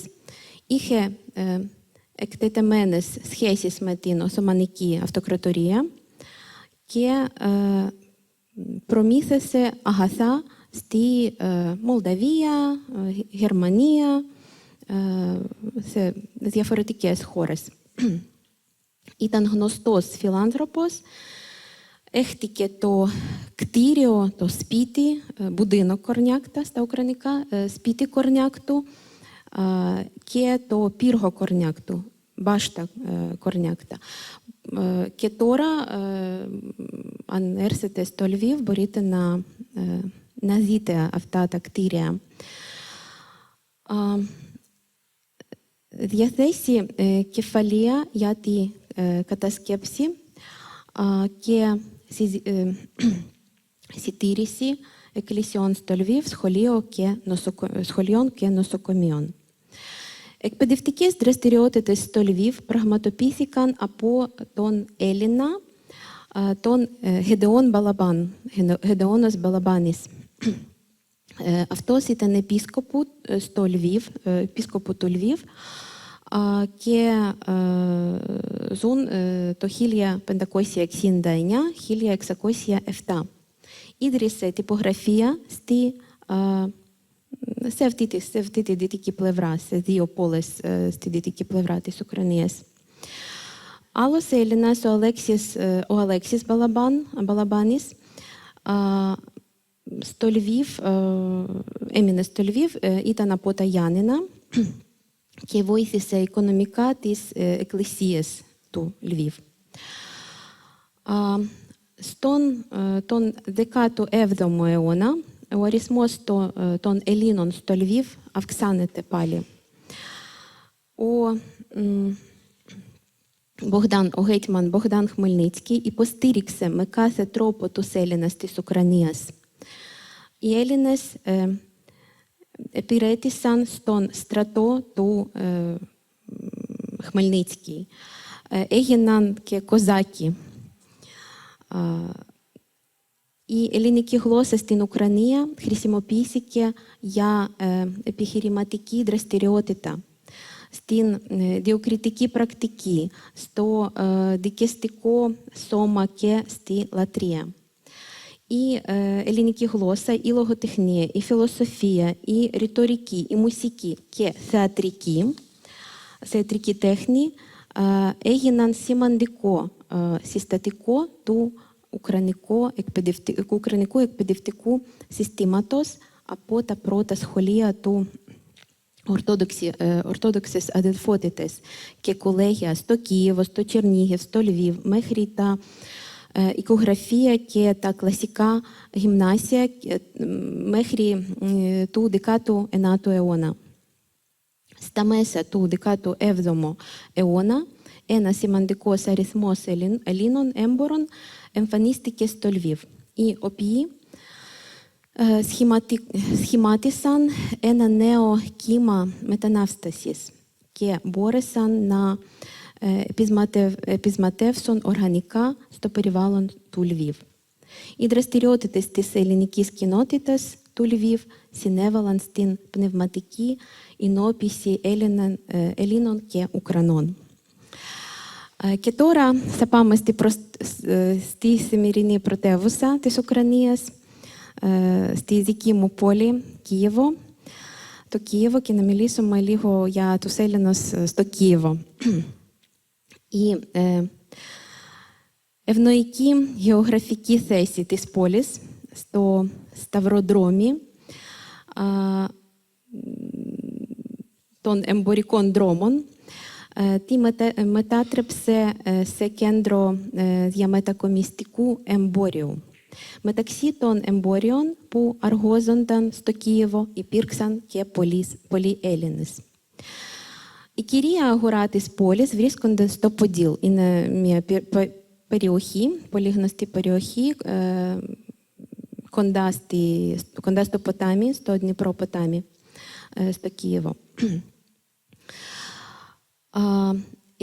Εκεί δημιουργήθηκαν εμπορικές αυλές, απικίες για ξένους εμπόριους. Όχι μόνο για Έλληνες, αλλά μία από αυτές τις αυλές ήταν και η ελληνική. Εκτός από το εμπόριο, οι Έλληνες του Κίεβου ασχολούνταν με τη ροπτική, τη γουνοπιά, την παραγωγή μεταξίου και άλλα πράγματα. Το 1724 οι Έλληνες Στεπάν Μιχάιλοφ και Ιβάν Ντερέι άνοιξαν 2 εργοστάσια παραγωγής μεταξίου στο Κίεβο.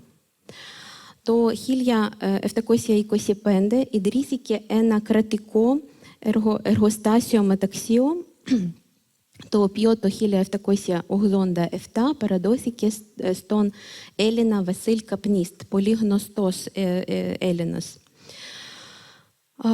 Οι Έλληνες της πόλης ήταν ιδιοκτικές επιχειρήσεων του εργοστάσιων με Φυσίνγα Καρακός and Company, του καπνεργοστάσιο και του τυπογραφίων. επιτρέπουν στις Έλληνες αδελφότητες να έχουν σπίτια φιλοξενούν σαν ξενοδοχείο. Έλληνες μετανάστες εγκαταστάθηκαν κυρίως στο Ποδήλ, όπως εγώ είπα. Το 1738 οι Έλληνες έβαλαν άδεια να χτίζουν την ελληνική εκκλησία στο Ποδήλ, εκκλησία της Άγιας Εκατερίνη. Ταυτόχρονα, όταν έβαλαν τα θεμέλια της εκκλησίας, οι Έλληνες ανώθηκαν στην ελληνική αδελφότητα του Κίεβου. Και το 1748 η εκκλησία έπηχθε στο όρος Σινά και μετατρέπτηκε σε ελληνικό μοναστήρι. Μέσα στο Κίεβο, σε αυτή την περιοχή Ποδήλ, ήταν ελληνικό μοναστήρι. Τα κορυφαία εκπαιδευτικά ιδρύματα της πόλης, ίδιος η Ακαδημία Κιέβο-Μογίλα, διδάσκαν και την ελληνική γλώσσα, την ιστορία, αρχαία ελληνική ιστορία. Είχαν στενές επιστημονικές επαφές με τους Έλληνες και Έλληνες δίδασκαν εδώ. Η ιστορία πολλών πλούσιων ελληνικών οικογένειων συνδυέται με το Κίεβο. Και τώρα θα ήθελα να μιλήσω για μια οικογένεια του Κωνσταντίνου Υψηλάντη. Αυτός ήταν ο μεγάλος δραγωμάνος της Οθωμανικής Αυτοκρατορίας και ιδιοκτήτης που ηγεμονών των Μολδαβία και Δουνάβη και Μολδαβία και Βλάχια. Τρέχοντας να φύγει από το διωγμό των Τούρκων το 1807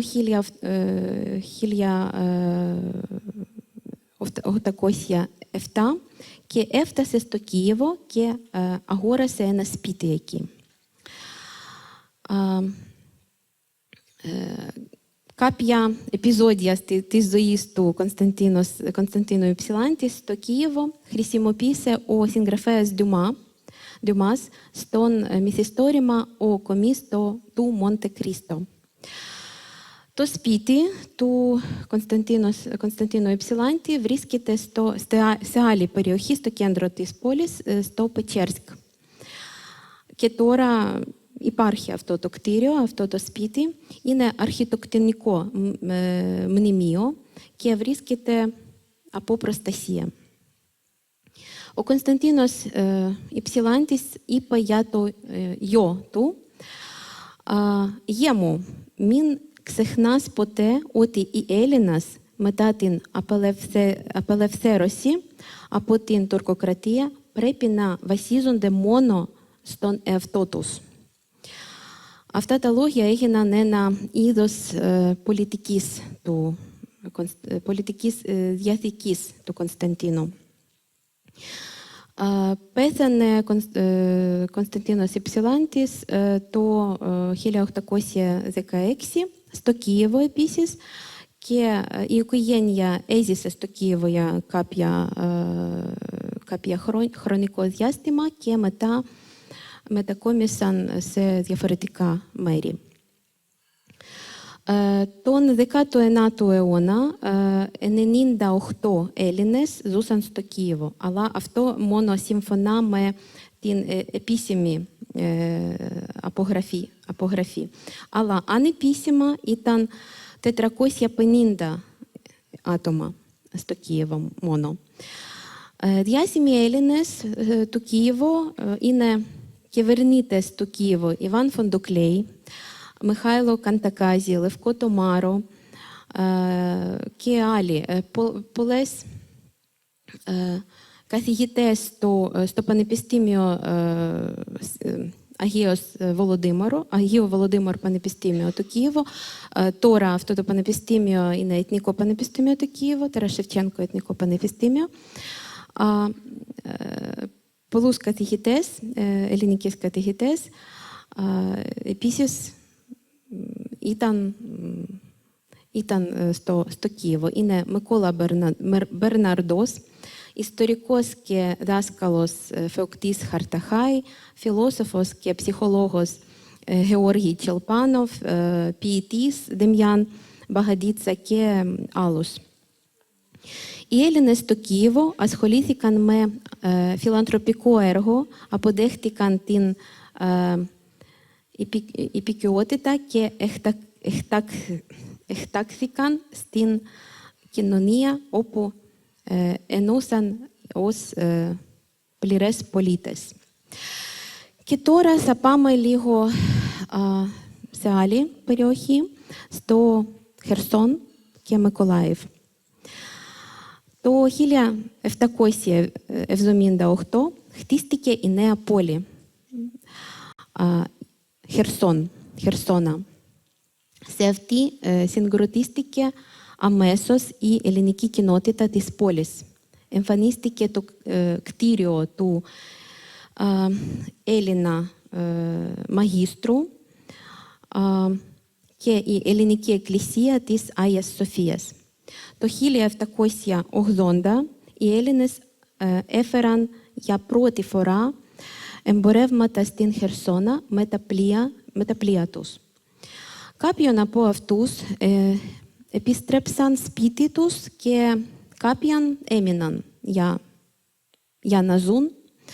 να ζήσουν για πάντα στη Χερσόνα. Το 1792 ήρθε εδώ ο Έλληνας έμπορος Γρηγόρη Μαραζλή, ο οποίος προέβλεψε ένα λαμπρό εμπορικό μέλλον για τον περιοχή και άρχισε να ανοίγει εμπορικές επιχειρήσεις στο Χερσόν. Στην αρχή 19ου αιώνα η ελληνική κοινότητα συγκροτήθηκε και στην άλλη πόλη, στο Μικολάїв. Το 1813 η ελληνική Ορθόδοξη Εκκλησία του Αγίου Νικολάου χτίστηκαν στο Μικολάїв. Οι Έλληνες του Νότου εμπορεύονταν κυρίως σιτηρά και λέγονταν ότι οι Έλληνες μονοπολούσαν αυτή τη κατεύθυνση των εμπορίων στην Ευρώπη, στην όλη Ευρώπη. Η μοίρα της ελληνικής οικογένειας του Αρκά, πολύ γνωστή οικογένεια του Αρκά, συνδέεται με τον Μικολάїв. Ο Ανδρέας Αρκάς έφτασε στην πόλη στα τέλη του 18ου αιώνα, όταν η πόλη μόλις άρχισε να χτίζεται. Και διάστηκε κλασικές γλώσσες, αρχαία ελληνικά και λατινικά, και ιστορία στη σχολή εκεί, στο Μικολάїв. Και ο έγγονος του Ανδρέα Αρκά, Μικόλα Αρκάς, έγινε πολύ διάσημος Ουκρανός συνθέτης και ιστορικός. Και τώρα πάμε λίγο πάνω στο Χάρκοβο. Και οι Έλληνες εμφανίζονται σε αυτή την περιοχή από την αρχές του 18ου αιώνα. Το 18ο αιώνα στην Ουκρανία εγκαταστάθηκαν γνωστές ελληνικές οικογένειες. Καπνιστές, Καράζιν, Καντακούζιν και άλλες. Ο Βασίλ Καπνίστ ήταν ένας από τους πλουσιότερους και γνωστούς Έλληνες στην Ουκρανία. Ο απογόνος του Βασίλ Βασίλοβич Καπνίστ έγινε συγγραφέας και πολύ δημόσιο πρόσωπο. Ο Βασίλ Καράζιν, μецενάτ Βασίλ Καράζιν, έγινε γνωστός και για τις εκπαιδευτικές του δραστηριότητες, και το Πανεπιστήμιο του Χάρκοβο άνοιξε με το κεφαλία του, με την στήριξη του, το 1807. Και θα πάμε στο Οδυσσό. Το 1795 το χωριό Χατζιμπέι μετανομάστηκαν σε Οδυσσό. Πριν τιμήν της αρχαίας πόλης της Όδυσσο. Μέχρι τότε στο Χατζιμπέι υπήρχαν δύο συνοικίες, σε των οποίων η μία ήταν ελληνική, όπου έμεναν οι οικογένειες Ραφτόπουλο, Γοργούλη, Σταμάτη, Λαμπρού και άλλων. Το 1795 έφτασαν και άλλοι 17 ελληνικές οικογένειες εμπόρων από το Κωνσταντινούπολη, από το Χερσόνα και άλλες πόλεις, όχι μόνο από την Ελλάδα και τουρκική αυτοκρατορία και επίσης από τη ουκρανική πλευρά. Απολάχτηκαν από τη καταβολή φορών για 10 χρόνια, χορηγήθηκαν δάνεια για ανέγερση κατοίκων. Από το σύνολο του πληθυσμού της πόλης, το 10% ήταν Έλληνες στην Οδυσσό. Οι Έλληνες δημιουργήθηκαν το δικό τους δημοτικό σύμβολο. Εδώ οι Έλληνες έμποροι ήταν οι κύριοι μεξάδοντες στο εμπόριο μεταξύ της Ρωσικής Αυτοκρατορίας και Δυτικής Ευρώπης. Ένας από τους τομείς της ελληνικής δραστηριότητας ήταν στην Οδυσσό ήταν συγγνώμη, είναι πολύ δύσκολη λέξη για μένα. Ναυπηγιοπισκευστική. Ναι. Ελπίζω καταλαβαίνετε. Οι πιο γνωστές ελληνικές εταιρείες του Νότιου είναι ο εμπορικός οίκος των αδερφών Ράλι, η εμπορικού οίκος Ροδοκανάκη, Μαυροκορδάτο και Ιγκλέζη. Στους 19ο αιώνα υπήρχαν περίπου 1.500 Έλληνες στην Οδυσσό. Και τελευταία άλλη περιοχή που ζούσαν Έλληνες στην Ουκρανία είναι Νίζεν. Είναι μια μικρή πόλη στη βόρεια Ουκρανία, κοντά στη πόλη Чернігів. Και σε αυτά τα μέσα του 14ου αιώνα ο Νίζεν έπαιξε το πάρα πολύ σημαντικό ρόλο το συνοραϊκού φρούριο για να προστατέψει από τις επιδρομές των Τατάρων. Η πόλη γρήγορα μετατράπηκε σε εμπορικό κέντρο.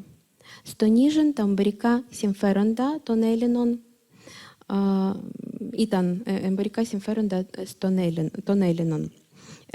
Συνέκλεισαν κυρίως επειδή έβρισκαν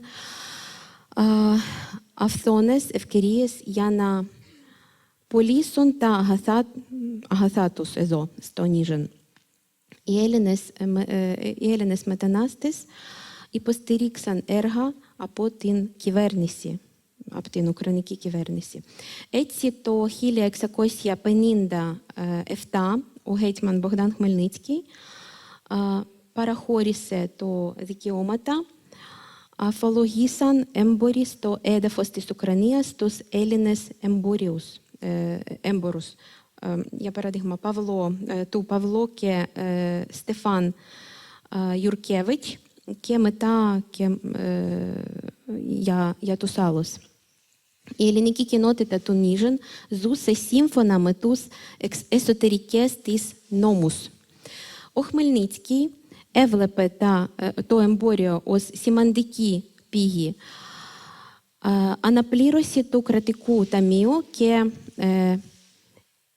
έγγυση για την ανάπτυξη της ευημερίας της πόλης.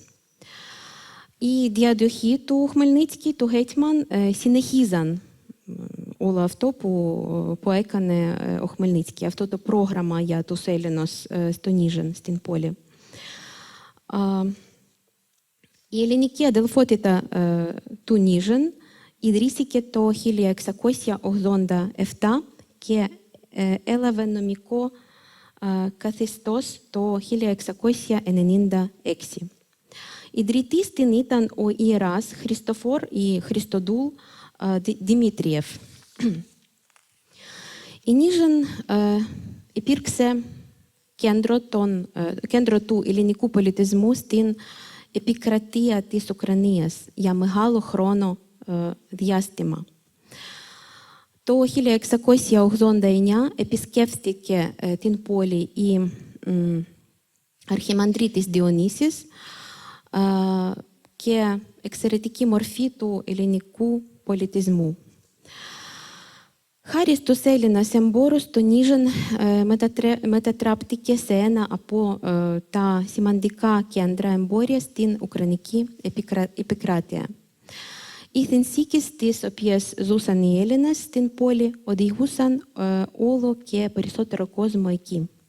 Ταξιδεύουν κυρίως από την Ήπειρο και από την Μακεδονία. Στα τέλη του 18ου αιώνα η ελληνική κοινότητα στο Νίζεν είχε 8% του σύνολου των κατοίκων της πόλης. Και στην πόλη υπήρχαν περίπου 11.000 άτομα. Τώρα νομίζω δεν υπάρχει τόσο πολλά άτομα, τόσο πολλούς Έλληνες στο Νίζεν. Το Ελληνικό Δημοτικό Συμβούλιο έπαιξε εξωτερικά σημαντικό ρόλο στην οργάνωση της ζωής της ελληνικής κοινότητας. Οι Έλληνες της Ουκρανίας έπαιξαν και συνεχίζουν να διαδραματίζουν σημαντικό ρόλο από την αρχαιότητα. Οι Έλληνες εμπόροι εγκαταστάθηκαν ανέργα σε πόλεις της Ουκρανίας, σε διαφορετικές πόλεις της Ουκρανίας, λαμβάνοντας προνόμια από το κράτος με το μορφή αφορολογήσου εμπόριο κτλ. Δημιουργήσουν αδελφότητες, κοινότητες, βοηθούν στην οικονομική πόλεων, χτίζουν εκκλησίες, σχολεία, χρηματοδοτούν εκπαιδευτικά και πολιτιστικά ιδρύματα. Διατηρούνταν επαφή με την Ελλάδα, συνεχίζουν να συμβάλλουν στον εμποστικό του ουκρανικού πολιτισμού με Έλληνες γλώσσες, παραδόσεις και τα λοιπά και άλλοι. Οι Έλληνες αφομοιώνονται και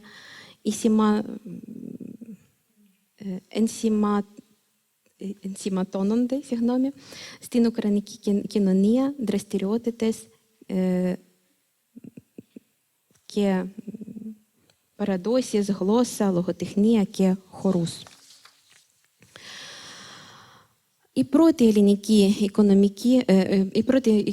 ελληνικοί οικοσμοί στην περιοχή του Δονέτσκ, τώρα λίγο να μιλήσουμε για δύσκολα πράγματα,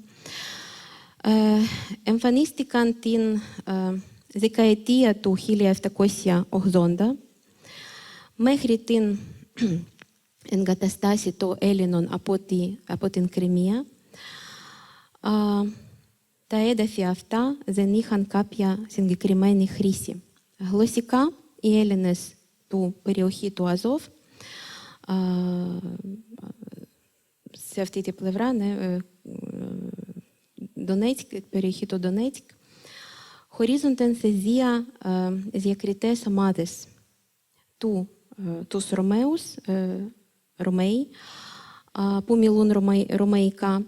Είναι διάλεκτο της ελληνικής γλώσσας, είναι μαριουπολικοί διάλεκτες, και τους Ουρούμ, των οποίων η γλώσσα ανήκει στην ομάδα του τουρκικών γλωσσών.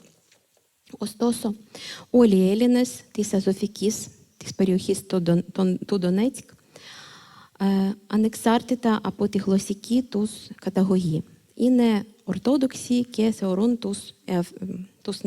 τους εαυτούς τους Έλληνες. Διαστηρούν έντονη ελληνική αυτοσυνέντηση και τη μεταδίδουν στους απαγονούς τους.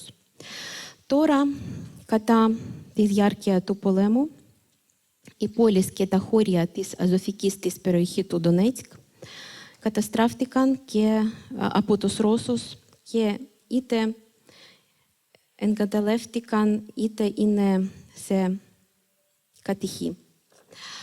Η ιστορία των Έλληνων της Αζωφικής είναι άξια ξεχωριστής ομιλίας. Το παρελθόν, το παρόν και το μέλλον τους είναι στενά συνδεσμένο με την Ουκρανία και με την Ελλάδα και ελπίζω να υπάρχει στο μέλλον η ευκαιρία για μια ξεχωριστή διάλεξη με αυτό το θέμα.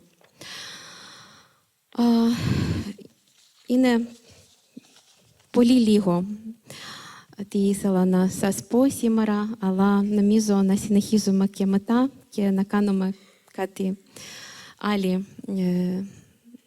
διαλέξεις μαζί. Και σας ευχαριστώ πάρα πολύ. Συγγνώμη για τα ελληνικά μου, αλλά ευχαριστώ.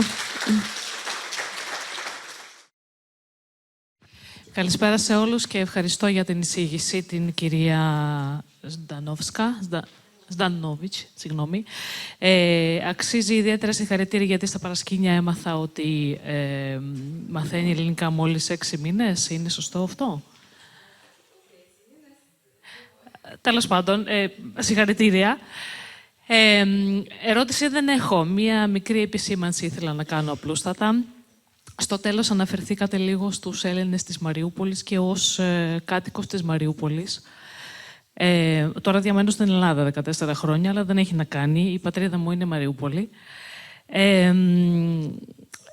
Συμφωνώ με την άποψή σας ότι για τους Έλληνες της Μαριούπολης και της Αζωφικής περιοχής θα έπρεπε να γίνει μια εκτενέστερη μελέτη, όχι μελέτη, μάλλον εισήγηση, και θα ήταν καλό να ακουστεί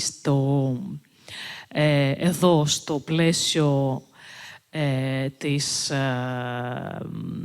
του συνεδρίου, σας να το πούμε έτσι.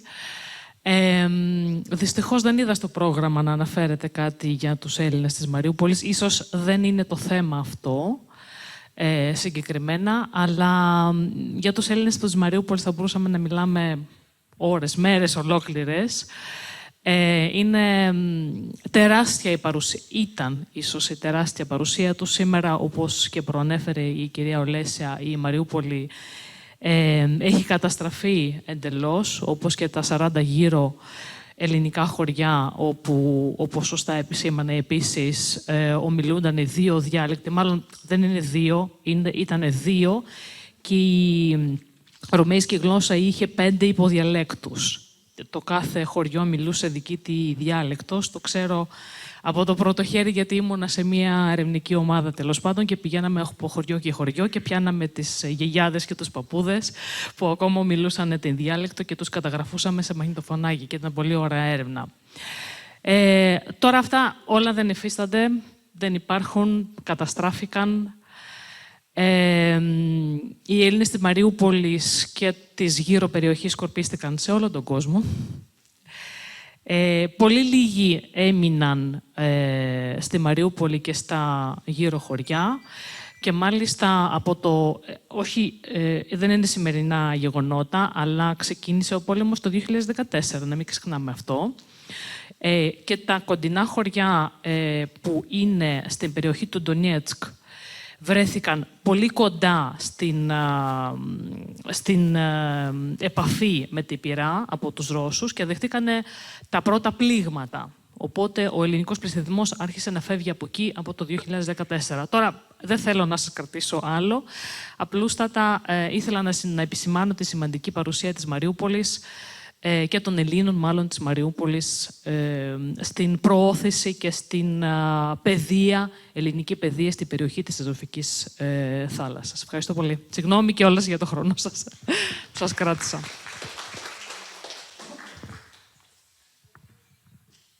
Άλλη ερώτηση ή κάτι άλλο?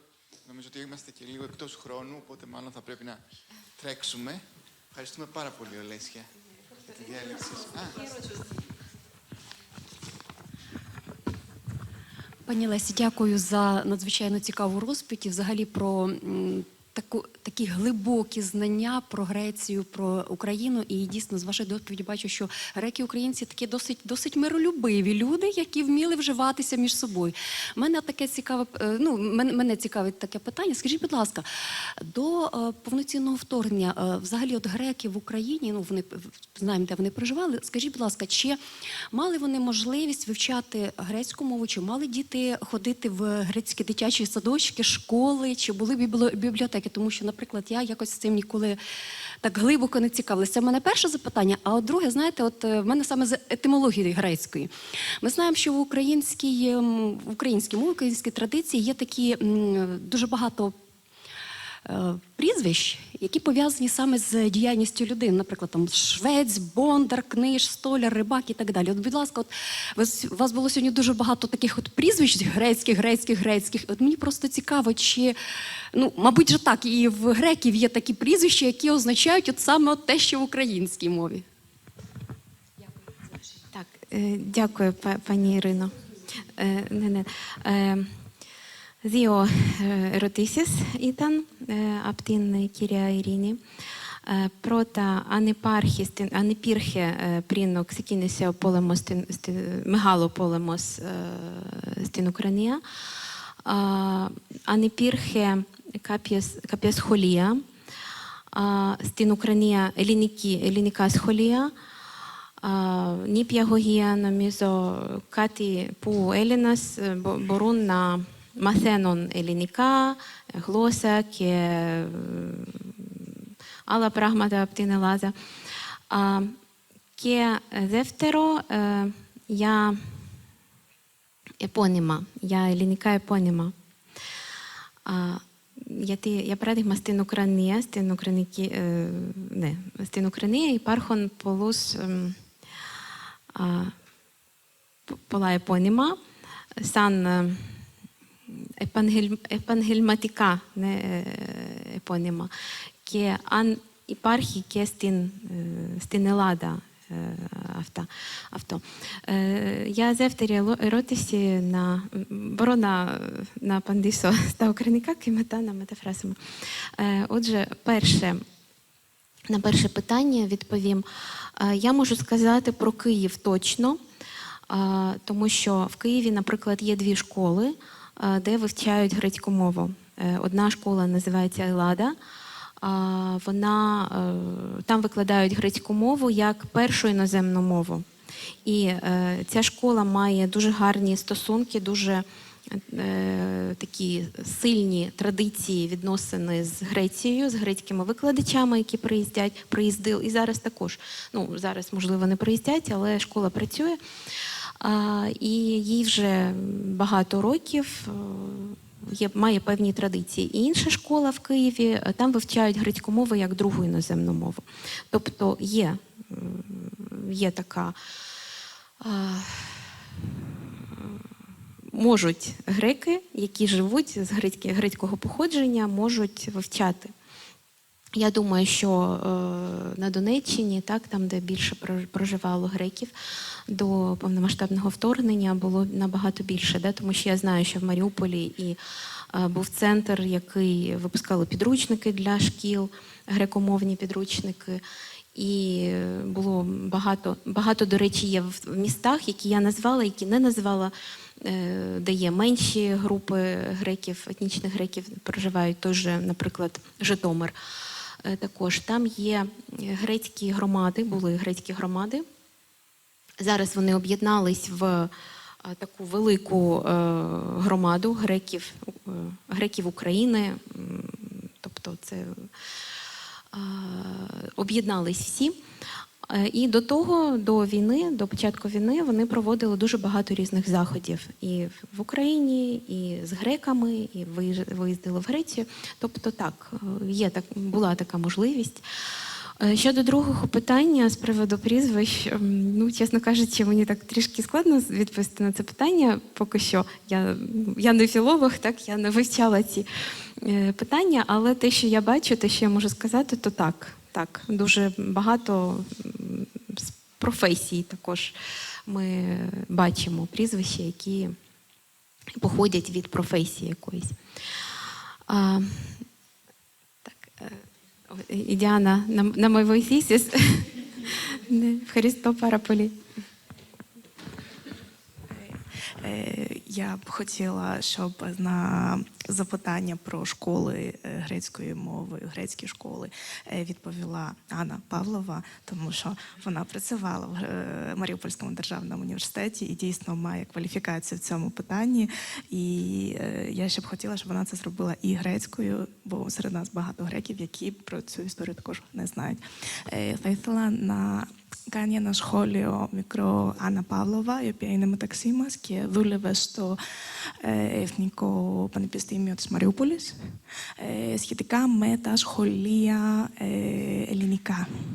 Γιατί δυστυχώς μάθαμε ότι στην Ελλάδα δεν ξέρουν πάρα πολλά για την κατάσταση της ελληνικής γλώσσας που υπήρχε στην Ουκρανία. Ευχαριστώ. Ευχαριστώ, συγγνώμη για την παρέμβαση και πάλι. Εντελώς τυχαία βρέθηκα σήμερα εδώ κατόπιν της πρόσκλησης της φίλης μου της Διάννα. Το θέμα αυτό με πονάει πάρα πολύ, γιατί επί 10 χρόνια δίδασκα στο Πανεπιστήμιο της Μαριούπολης και ήμουν κοσμήτορας της του τμήματος νεοελληνικής φιλολογίας, όπου κάθε χρόνο σπούδασαν περίπου 350 φοιτητές. Η πρώτη τους γλώσσα ήταν ελληνικά, σπούδαζαν δηλαδή ελληνική φιλολογία, καθώς και σε άλλα τμήματα και σε άλλες σχολές, όπως είναι στην αγγλική φιλολογία, όπως είναι στην ιστορία κτλ. Υπήρχαν επίσης φοιτητές που επέλεγαν τα ελληνικά ως δεύτερη ή ακόμα και ως τρίτη ξένη γλώσσα. Υπήρχε τεράστια υποστήριξη από το ουκρανικό κράτος ως προς την στήριξη των ξένων γλωσσών και των γλωσσών των μειοτήτων που διέμεναν στην Ουκρανία.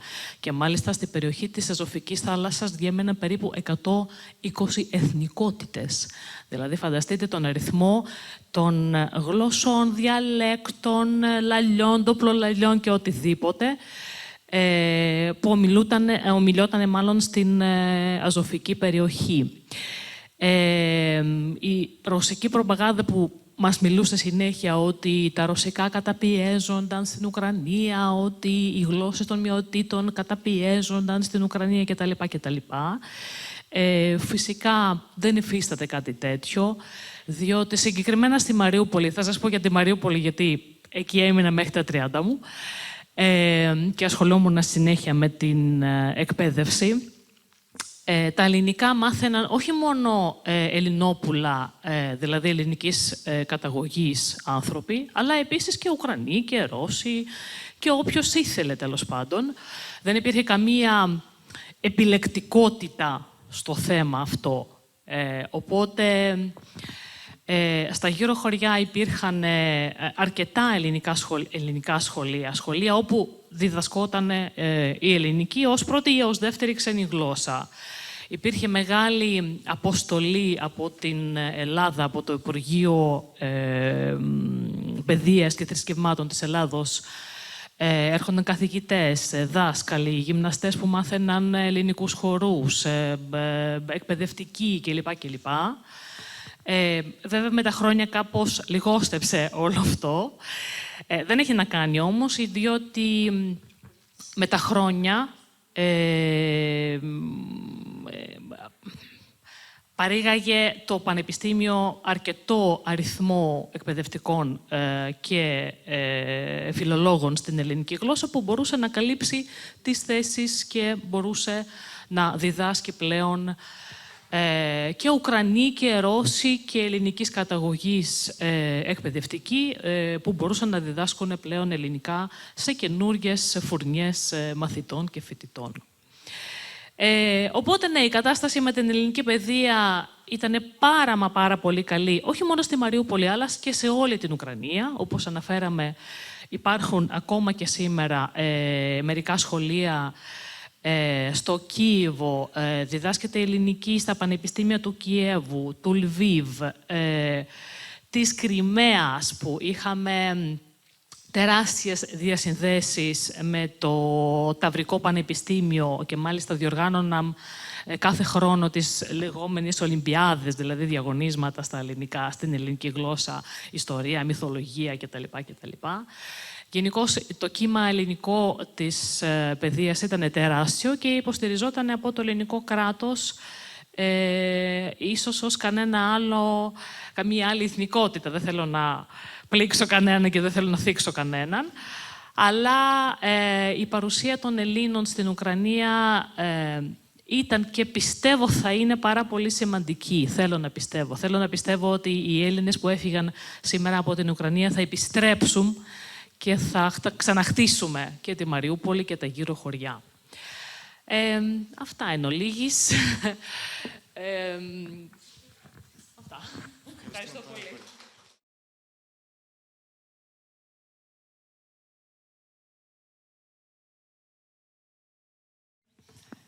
Thank you very much. Greetings to all of you. I do understand that we are totally out of time, so sorry for this. I will try to not to take your time for long, but I do hope that we will feel Ukraine after this presentation. And I would love to address to the students, because I know that there are students there, and I'm not only the professor of the Faculty of Linguistics, associate professor of the Faculty of Linguistics, but also the head of academic mobility office of the National Technical University of Ukraine, Igor Sikorsky Polytechnic Institute. And on behalf of the administration of the university, let me again, one more time, express our wholehearted gratitude for your act of solidarity with Ukraine, with us, with our challenges, and for your warm reception of us here. And my presentation was going to consist from two parts, and first part is more about linguistics, and second part is more about Ukrainian universities at war and our university, what we are doing, what students are doing, because we are alive and we continue, and we have returned to Ukraine, and just to restore, to rebuild Ukraine even during the war and after the war. I will briefly talk about linguistics and will talk more about university, if I may, just to compress the time. Okay, you probably know these symbols of Ukraine, you know, sunflowers, our coat of arms, our rushnik embroidered, famous all over the world. And but what is behind these symbols?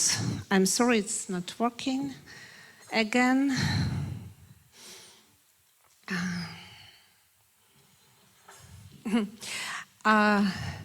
okay, what do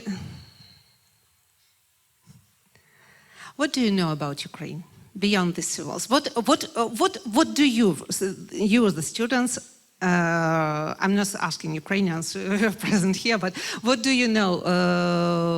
Because our cultures have much in common. What do you know about Ukraine? What associations do you have apart from the war? Okay, so please. Not only these pictures, maybe these ones. If we talk about values, widely known,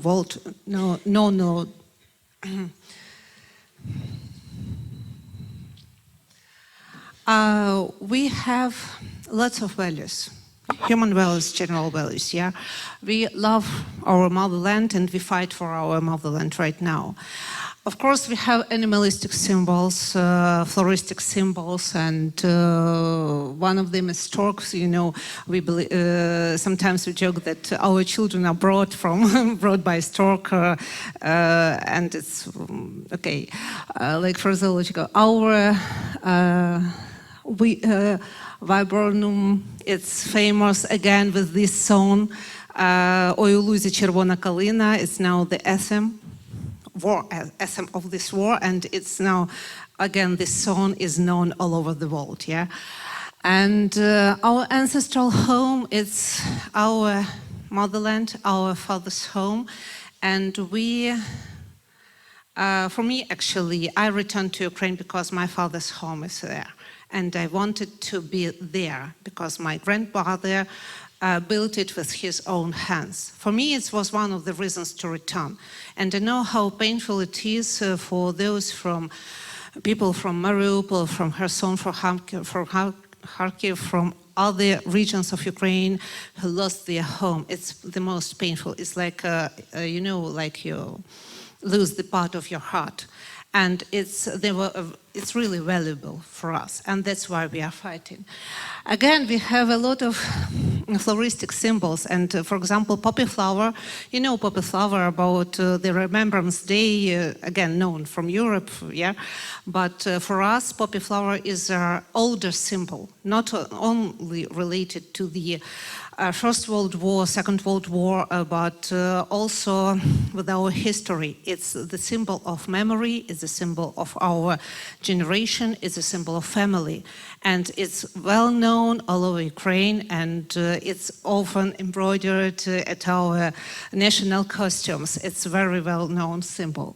Again, we also have Easter painted eggs, as many other countries, etc. And this year was remarkable for us because the fight for national heritage was also one. We had one victory the previous year when our borscht, our famous, really famous soup, was included to UNESCO heritage as a world cuisine. So you definitely, when you come to Ukraine, or maybe you can come to you can go to Ukrainian restaurant in any country. I hope in Athens there are also such restaurants. You can order borscht and try this taste of Ukraine because it's really delicious. We have such tradition in Ukraine that every hostess has her own recipe of this dish. And it's very tasty in different parts of Ukraine. It's, you know, like a competition between women who cooks better. Okay, I will skip the concepts, you know, because as promised, because our concept of priority, patriotism and concept of family, they changed with these wartime challenges, and a lot of words came to our usage, and a lot of words received new meanings just due to the wartime, because sometimes alarm was just an alarm of your clock to wake up. Right now we have alarm, you know, when sirens are running, etc. I want to tell you more about a really ancient tradition. You know vyshyvanka, maybe. You see me in these clothes, national clothes, but not many people know that vyshyvanka, every region of Ukraine, as you see on our map, has its own symbol, has its own code and and paintings of embroidery. And it was even alphabet. There are real scientific research dedicated to the alphabet embroidered in vyshyvanka. And young women, when they wanted to get married, they embroidered, like, you know, wishes for their happy destiny, and encoded the different wishes, beliefs, and hopes in the wedding rushniks, because rushnik, like wedding towel, let's say, it was also included in wedding tradition. And now, actually, we restored also this tradition, and there are a lot of softwares, even online, you can try it for free, absolutely. You can encode any word you want in Vyshyvanka style. For example, this is our card we prepared for to the anniversary, to commemorate the anniversary of the war in Ukraine. And we encoded words peace, victory, and Ukraine in this Vyshyvanka style, so you can see how it works in this program, in this software. It's very interesting and very, you know, maybe a new breath of old tradition. And we love to preserve tradition. If you want to learn more about Ukrainian culture, you can just take free online course about Ukraine. It was prepared by the Ukrainian Institute, and it's really very interesting because 10 scientists from different fields of study talk about Ukraine and disseminate the most important facts about Ukrainian history, culture, and that's why I will be brief right now, so you can go to this link. I hope this presentation will be online, so you can use this chance and try and learn more about Ukraine. It's really worth knowing. For example, again, Ukrainian Institute, there is even the recipe of borscht, one of the recipes of borscht, so you can try and cook it at your own kitchen. I would also love to mention some results of the 17th National Survey about the values of Ukraine. So because we have long history, we have old history, and but we still preserve our values. And this survey, which was done during the war, actually in August 2022, showed that the dominant value for the Ukrainian people is kindness. Despite all wartime, all challenges we faced during the history, and for Ukraine it's a constant fight. You know, we have such neighbors that we have to constantly fight for our independence at all the levels, at all the fields, at all the battlefields. And that's, but we preserve this kindness, and that distinguishes us from our neighbors, let's say. Eastern neighbors, I mean, sorry. 3 words according to this survey, 3 words about the future of Ukraine from the point of view of Ukrainians. How do they see, how we Ukrainians see Ukraine in future? So, free. The first and the most often word was free. Then we had blooming, prosperous, peaceful, happy, strong, because we need to be strong. And of course, rich, developed, and united, and European, because we are the European nation, and we preserve European values, and again, fight for them. Again, according to the shift of values, we are open to change. Ukrainian nation is always open to change and has always been open to changes, but for good changes, we protect and we fight for this. I'm sorry for repeating the word fight, because you know the concepts sometimes arise in your mind, and we have this challenge right now. That's why we talk about this, and it's necessary to talk about this some more. So independence, security, and traditionality, they are preserved, and we stand for this. And thank you for standing with us. Now I will briefly talk about the university and our university, because you know a lot of scientists came from KPI, but you don't know what is the university and what do we do. Actually, this university is younger than yours, but not so younger. It was founded in 1898, and it's the largest polytechnic university in Ukraine. Initially, we had 4 faculties: mechanical, chemical, agricultural, and engineering. And if you notice our emblem, so you will see the marks of these first 4 faculties.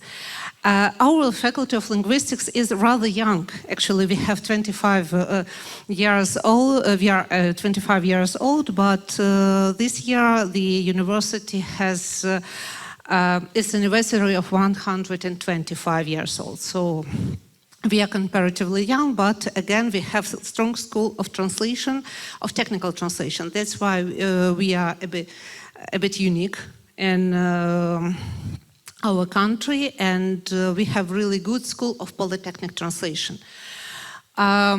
These are famous, maybe you heard such about these people, about Eugene Patton, about Serhiy Korolev, about Sikorsky, about Wojciech Sviatoslavich or Kirpichov.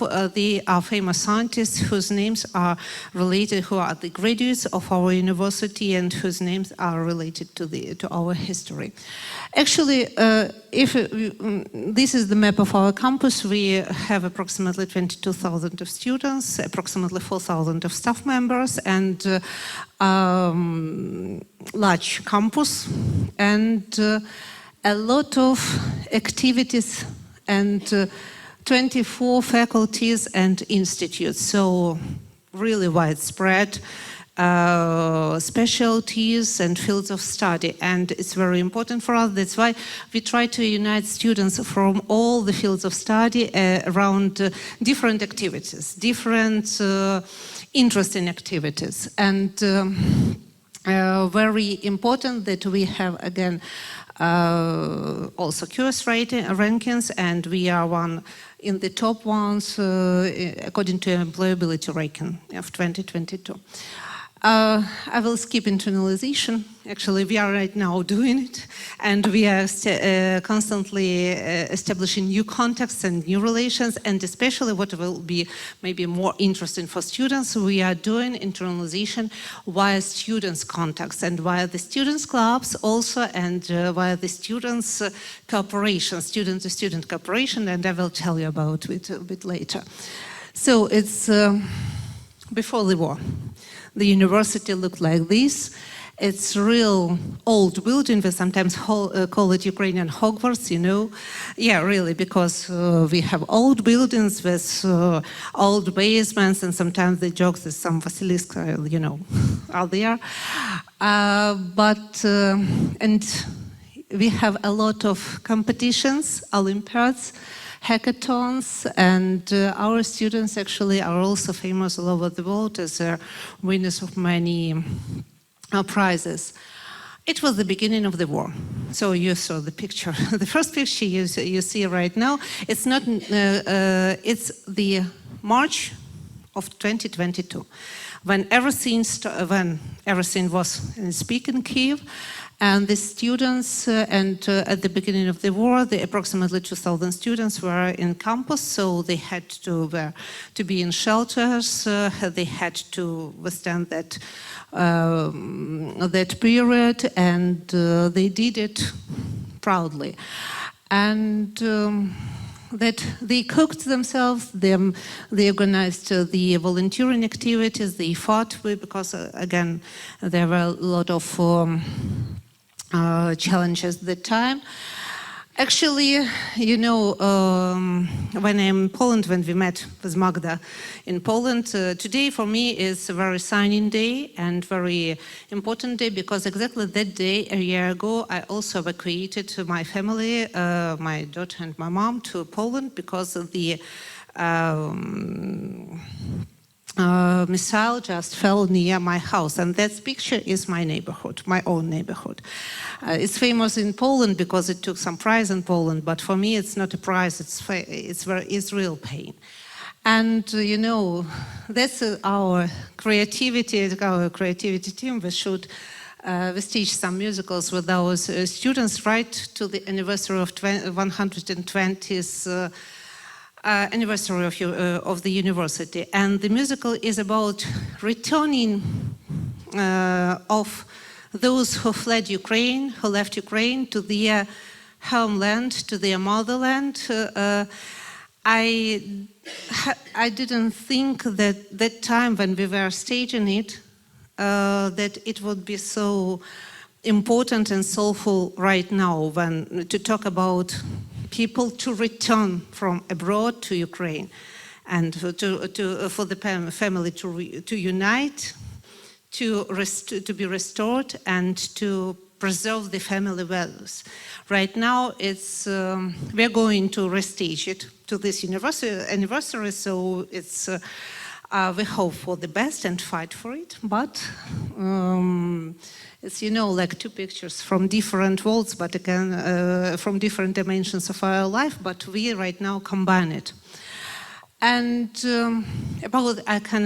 I announced that I will talk about translators at war, and Zoe talked a lot about translators, history of translation, and fight for independence, and fight for building of nation at the level of translation. Now this fight continues actually, because when the war began, we are the faculty of translation, actually, faculty of linguistics, we teach translators.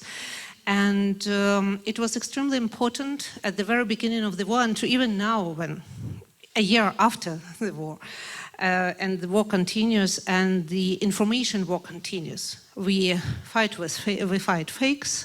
We constantly.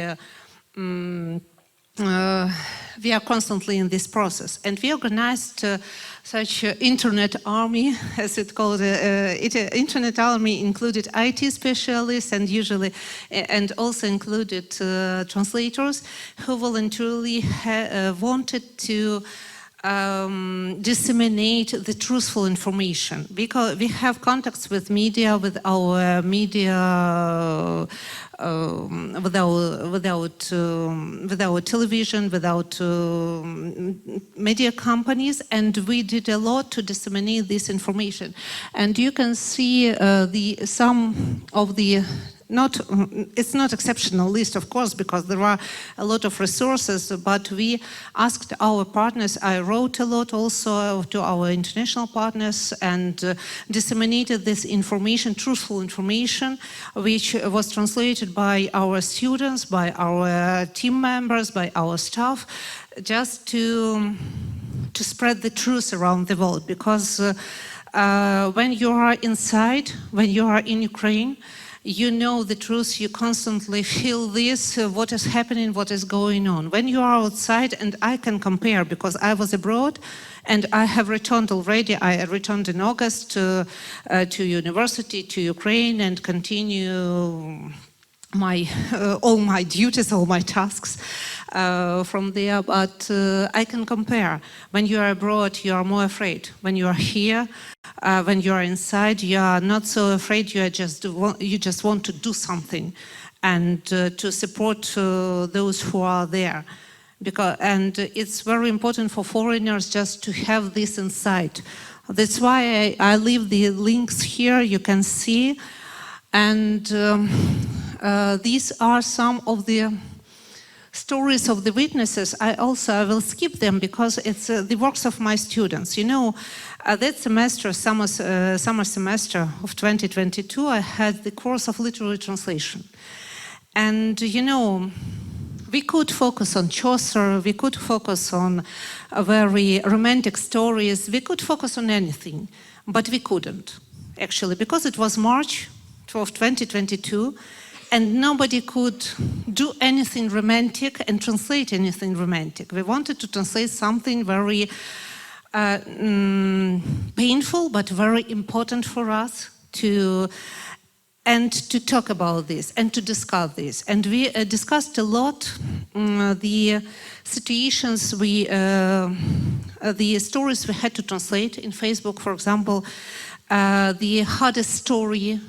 Sometimes you have this short post in Facebook, but you cannot translate it for a week or for several days because your soul is crying and you can't find the words. Like when Zelensky had his speech in some of the parliaments, the translator could cried when she started to translate. And we discussed a lot because for translators it's also very important to withstand this psychological stress and to perform their tasks properly. And for our students, it was, unfortunately, it was their experience, studying experience, but it's very important to have it and to discuss and to share this experience because it's unique. It's painful, but it's really unique. And these are the stories. I asked them just to write the essays about their experience in war, and some of them, they worked as military translators. They volunteered. Some of them, they were just volunteering, helping people.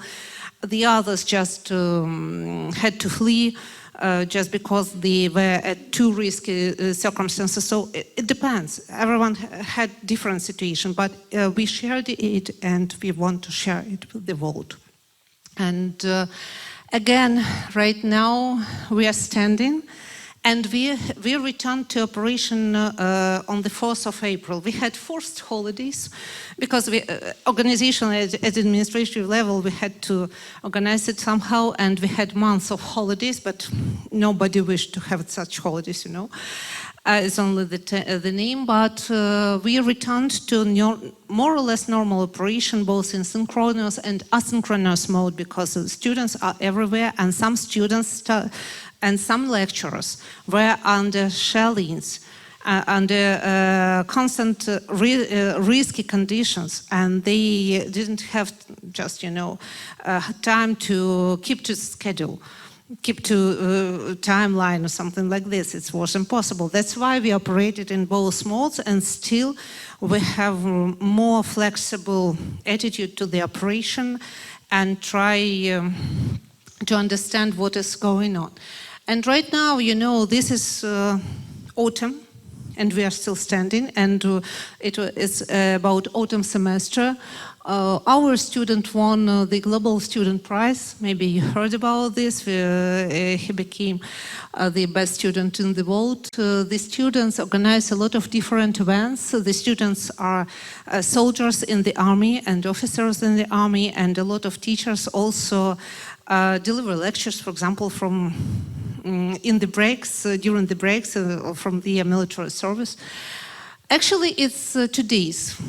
Information, if you want to learn more, you can visit what is going on. You can visit this site. Actually, they put it's about tribunal, Putin's tribunal, and the Hague's court, because we gather the information about these crimes as an evidences for future courts. And it's, you know, this is information dated the 7th of March 2023. It's ongoing. You can see that the war hasn't stopped. And that's why we talk about it right now. And we do a lot with students' life and consolidate the students around us. And what is very important for us, and right now I'm coming to the students, if you want, our students are really open for the dialogues, and we establish and create some kind of telecommunication with different universities all over the world. And our students are open for this dialogue. We can discuss a lot of cooperation issues, a lot of problematic issues. For example, with Arizona State University, we discussed the problem of human rights and the problem of gender studies and the problem of psychological support and resilience, because we have a lot of projects dedicated to resilience right now, and it's very important if you want to be the part of this dialogue.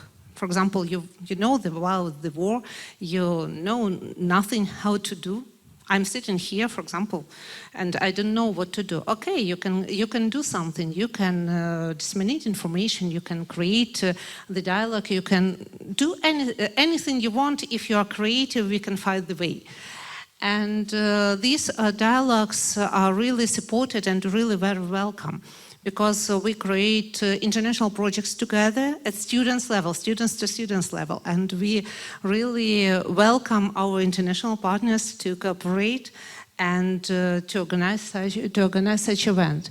For example, an example of such cooperation is our Techno Art Festival. This year, it was previous year actually.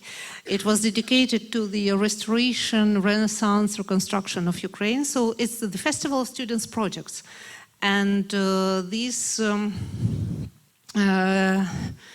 the fields covered by this festival covered really a wide range of it, because starting from social ideas and purely engineering ideas, the students could organize any project, and with the help of Ukrainian mentors, they had the possibility to create projects aimed at restoration of Ukraine.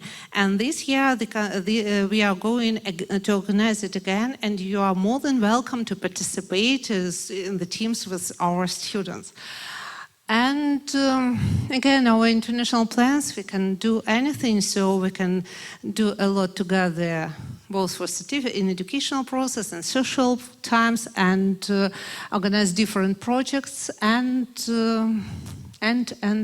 actually, I do hope that it didn't take a lot of your time right now, that knowing that it's evening, but I do thank you for your attention, for your patience, for your time, and for your standing with us, for your welcoming host reception, and for everything your team is doing for us, and for the Ukrainians who are here, and for your support of our country. Thank you very much. Thank you for standing with us.